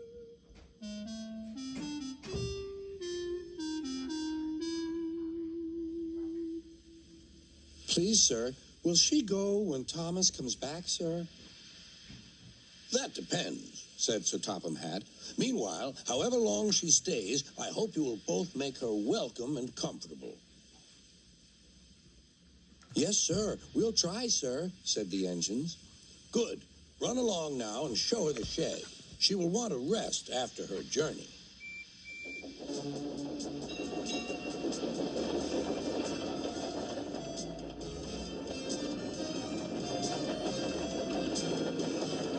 Daisy was not easy to please. She shuddered at the engine shed.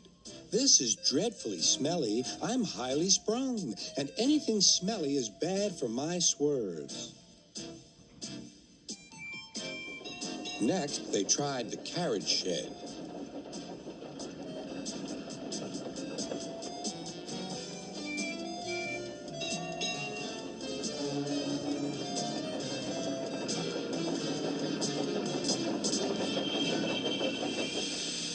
This is better, said Daisy, but whatever is that rubbish?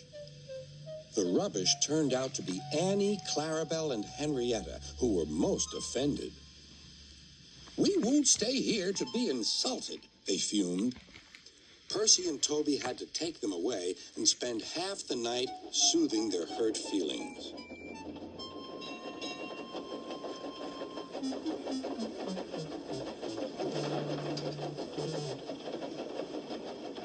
The engines woke next morning feeling exhausted. Daisy, on the other hand, felt bright and cheerful. Woo, woo, she tooted as she came out of the yard and back to the station.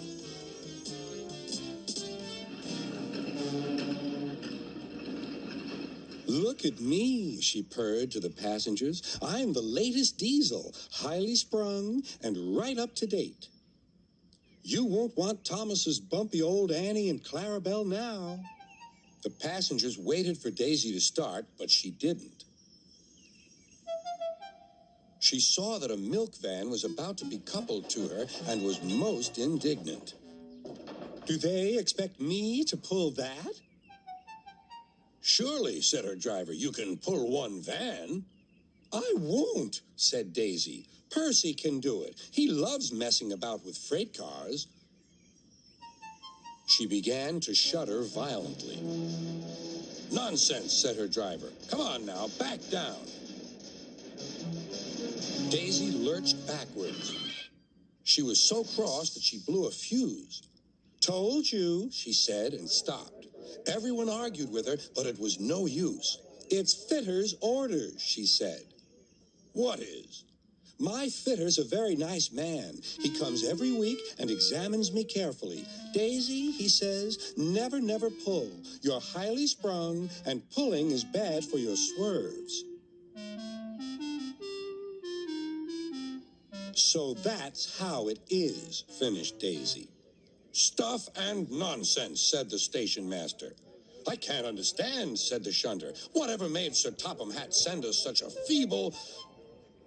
Feeble, spluttered Daisy. Let me... Stop arguing, grumbled the passengers. We're late already. So they uncoupled the van, and Daisy purred away, feeling very pleased with herself. She could now enjoy her journey. That's a good story, she chuckled. I'll do just what work I choose and no more. But she said it to herself.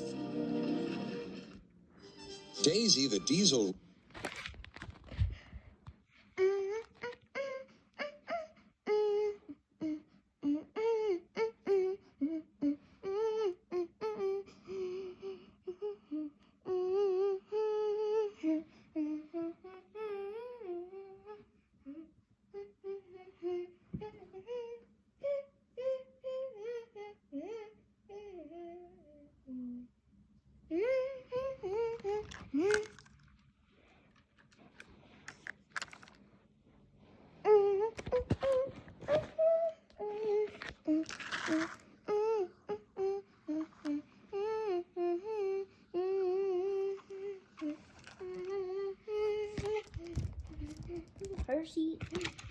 Percy runs away.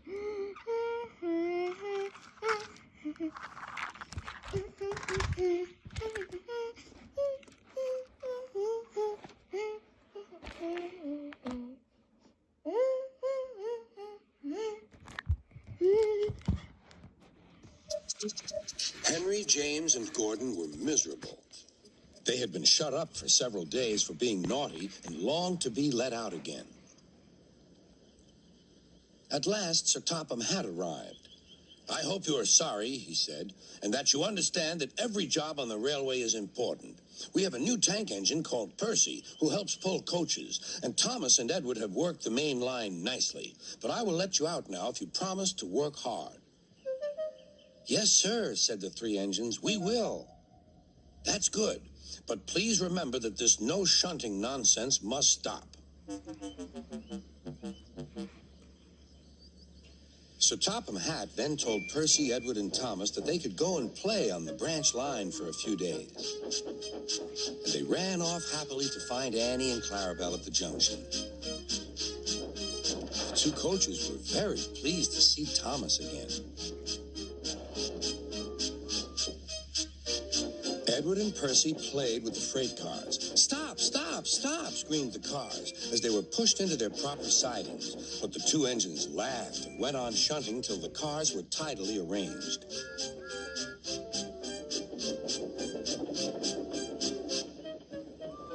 Next, Edward took some empty cars to the quarry. Percy was left alone. He didn't mind that a bit. He liked watching trains and being cheeky to the other engines. Hurry, hurry, hurry, he would call, and they got very cross.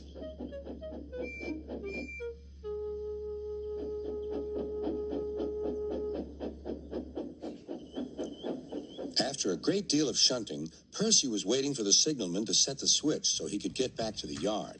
Percy was being rather careless and not paying attention. Edward had warned Percy, be careful on the main line, whistle to the signalman that you were there. But Percy didn't remember to whistle, and so the busy signalman forgot him. Percy waited and waited. The switch was still against him, so he couldn't move. Then he looked along the main line. Beep, beep! He whistled in horror, for rushing straight toward him was Gordon with the express. Oh! Groaned Gordon. Get out of my way!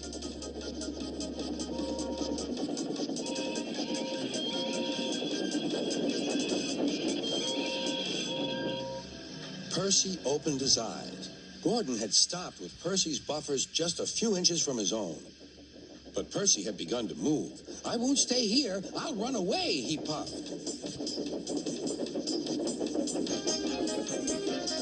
He went straight through Edward's station and was so frightened that he ran right up Gordon's hill without stopping.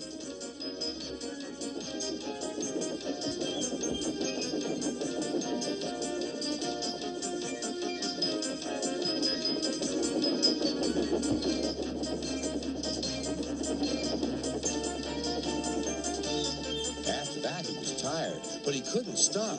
He had no driver to shut off steam and apply the brakes. I want to stop! I want to stop! He puffed. The man in the signal box saw Percy was in trouble, so he kindly set the switch. Percy puffed wearily onto a nice empty siding, ending in a big bank of earth. He was too tired now to care where he went. I want to stop! I want to stop! I have stopped, he puffed thankfully. Never mind, Percy, said the workmen as they dug him out. You shall have a drink and some coal, and then you'll feel better. Presently, Gordon arrived. Well done, Percy. You started so quickly that you stopped a nasty accident. I'm sorry I was cheeky, said Percy. You were clever to stop, replied Gordon. Then Gordon helped pull Percy out from the bank. The two engines are now good friends, but Percy is always most careful when he goes out on the main line. One morning, Henry would...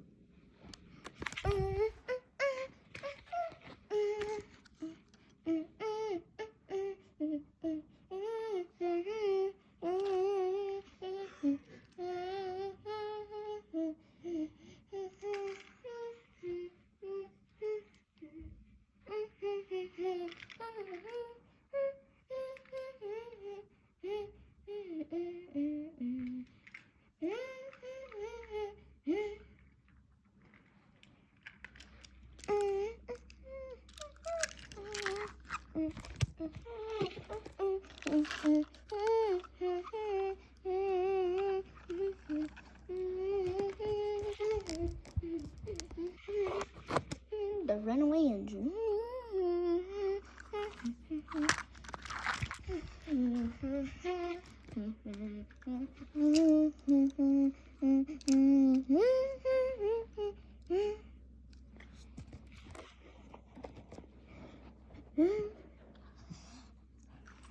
One day, Gordon was collecting cars. He was collecting Ron's cars and it was because Ron needed a rest. his piston popped. His boiler was rattled and was so hot. Gordon. Ugh. This sucks. Oh, at least I get me rest.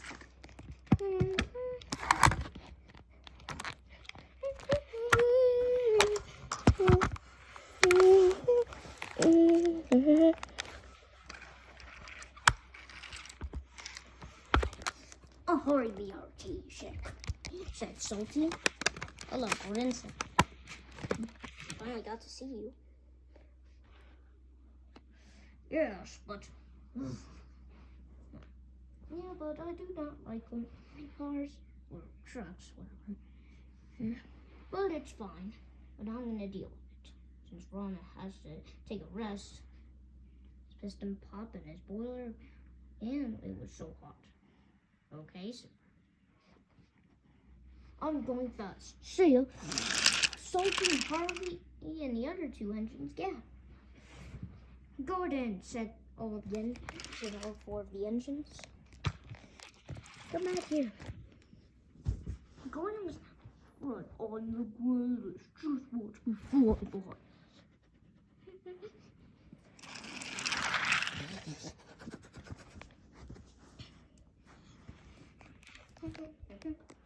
Then there was trouble. Then Gordon had to stop.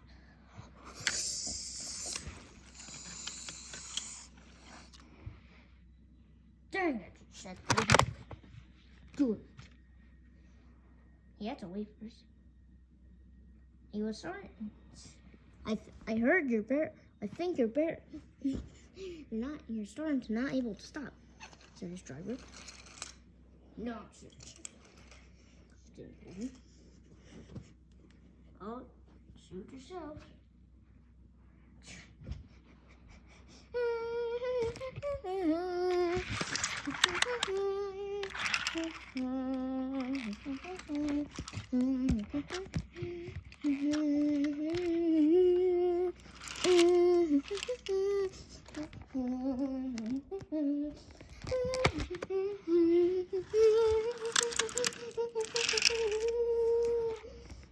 Then there was trouble.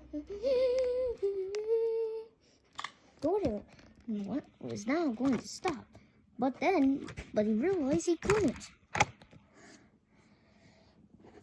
Oh no, sir. Help, help.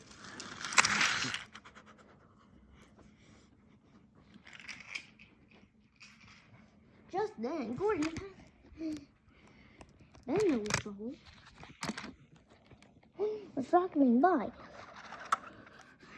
And just then, Toby was there. Look out, Toby. Look out, Toby, said Gordon. Toby was just in time. What was that, said Toby.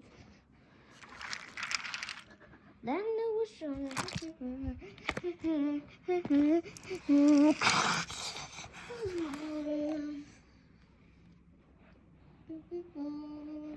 Gordon felt miserable. Dang it, do it. Why did I do that? I told you, said his driver. The top and hat was crossed. Gordon, you of course come. The fat controller, he was very cross. Gordon, stop. If you keep showing off, your brakes won't work. Sorry, said Gordon. Don't do it again. One more time, and I'll have to send you and shut you up in the sheds. Oh, yes, sir. Sorry, sir. Just then, Thomas arrived.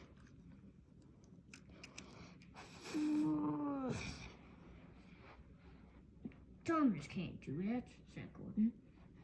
Then, he could.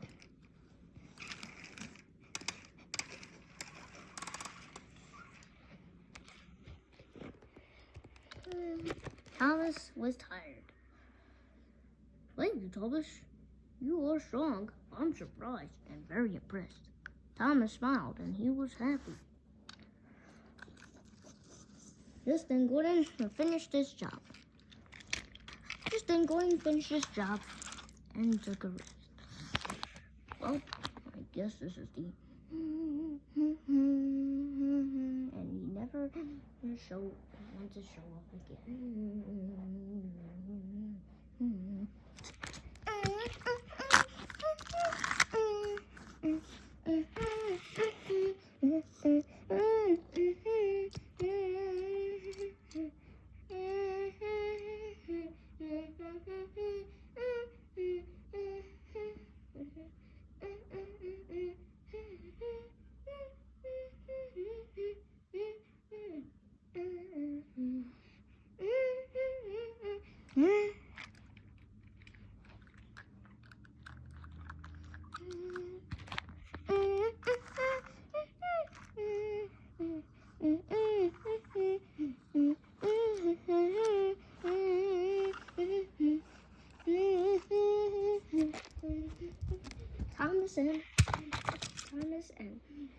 Thomas's party.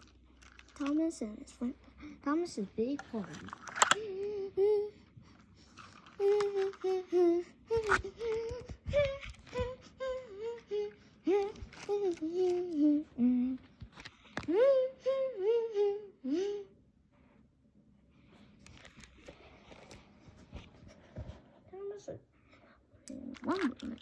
Thomas was working.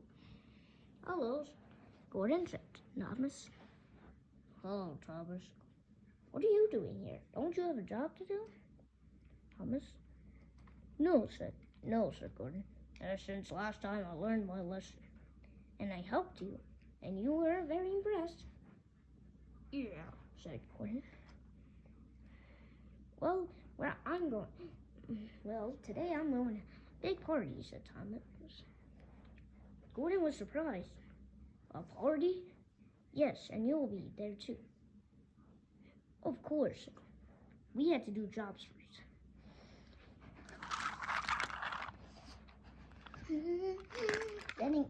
Their jobs was actually just getting ready for the party.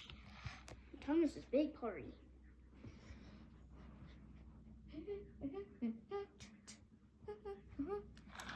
Gordon's.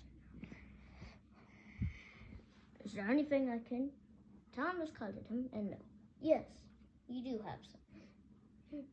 Yes, there is something, Gordon. How about, what is it, Gordon? It's you're going to tell all the engines to come to the party, and well, we get fixed. Yes, Thomas, said Gordon. I don't have any jobs. And he steamed off.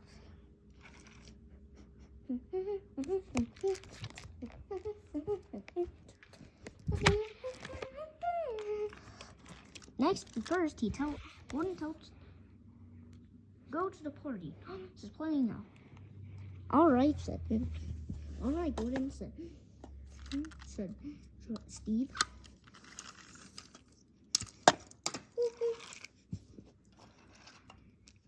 You tell Toby then. Come to the party. Says Hope. Yes, Gordon, said Toby, and he steamed off. But now 2 engines came to the party. Gordon needs to do rest. Especially since you guys don't want to be jobs, said Gordon. You should come to the party. Thomas is playing a bit of his big party. All right, they are, geez.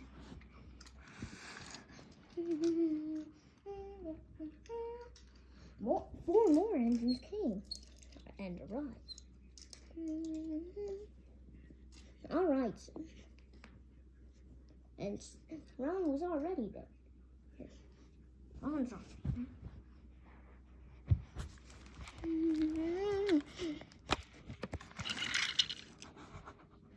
James also arrived. Gordon told him.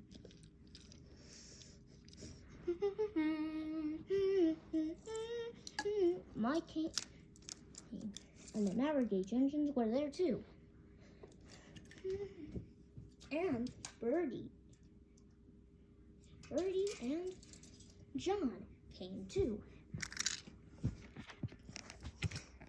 All right, everyone, back for the party.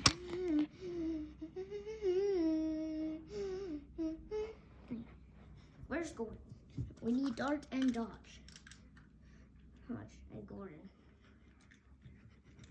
It's just Dodge left, said Thomas. Well, where is he? Ruff came. Oh, there he is. He's just there. Ruff came as well.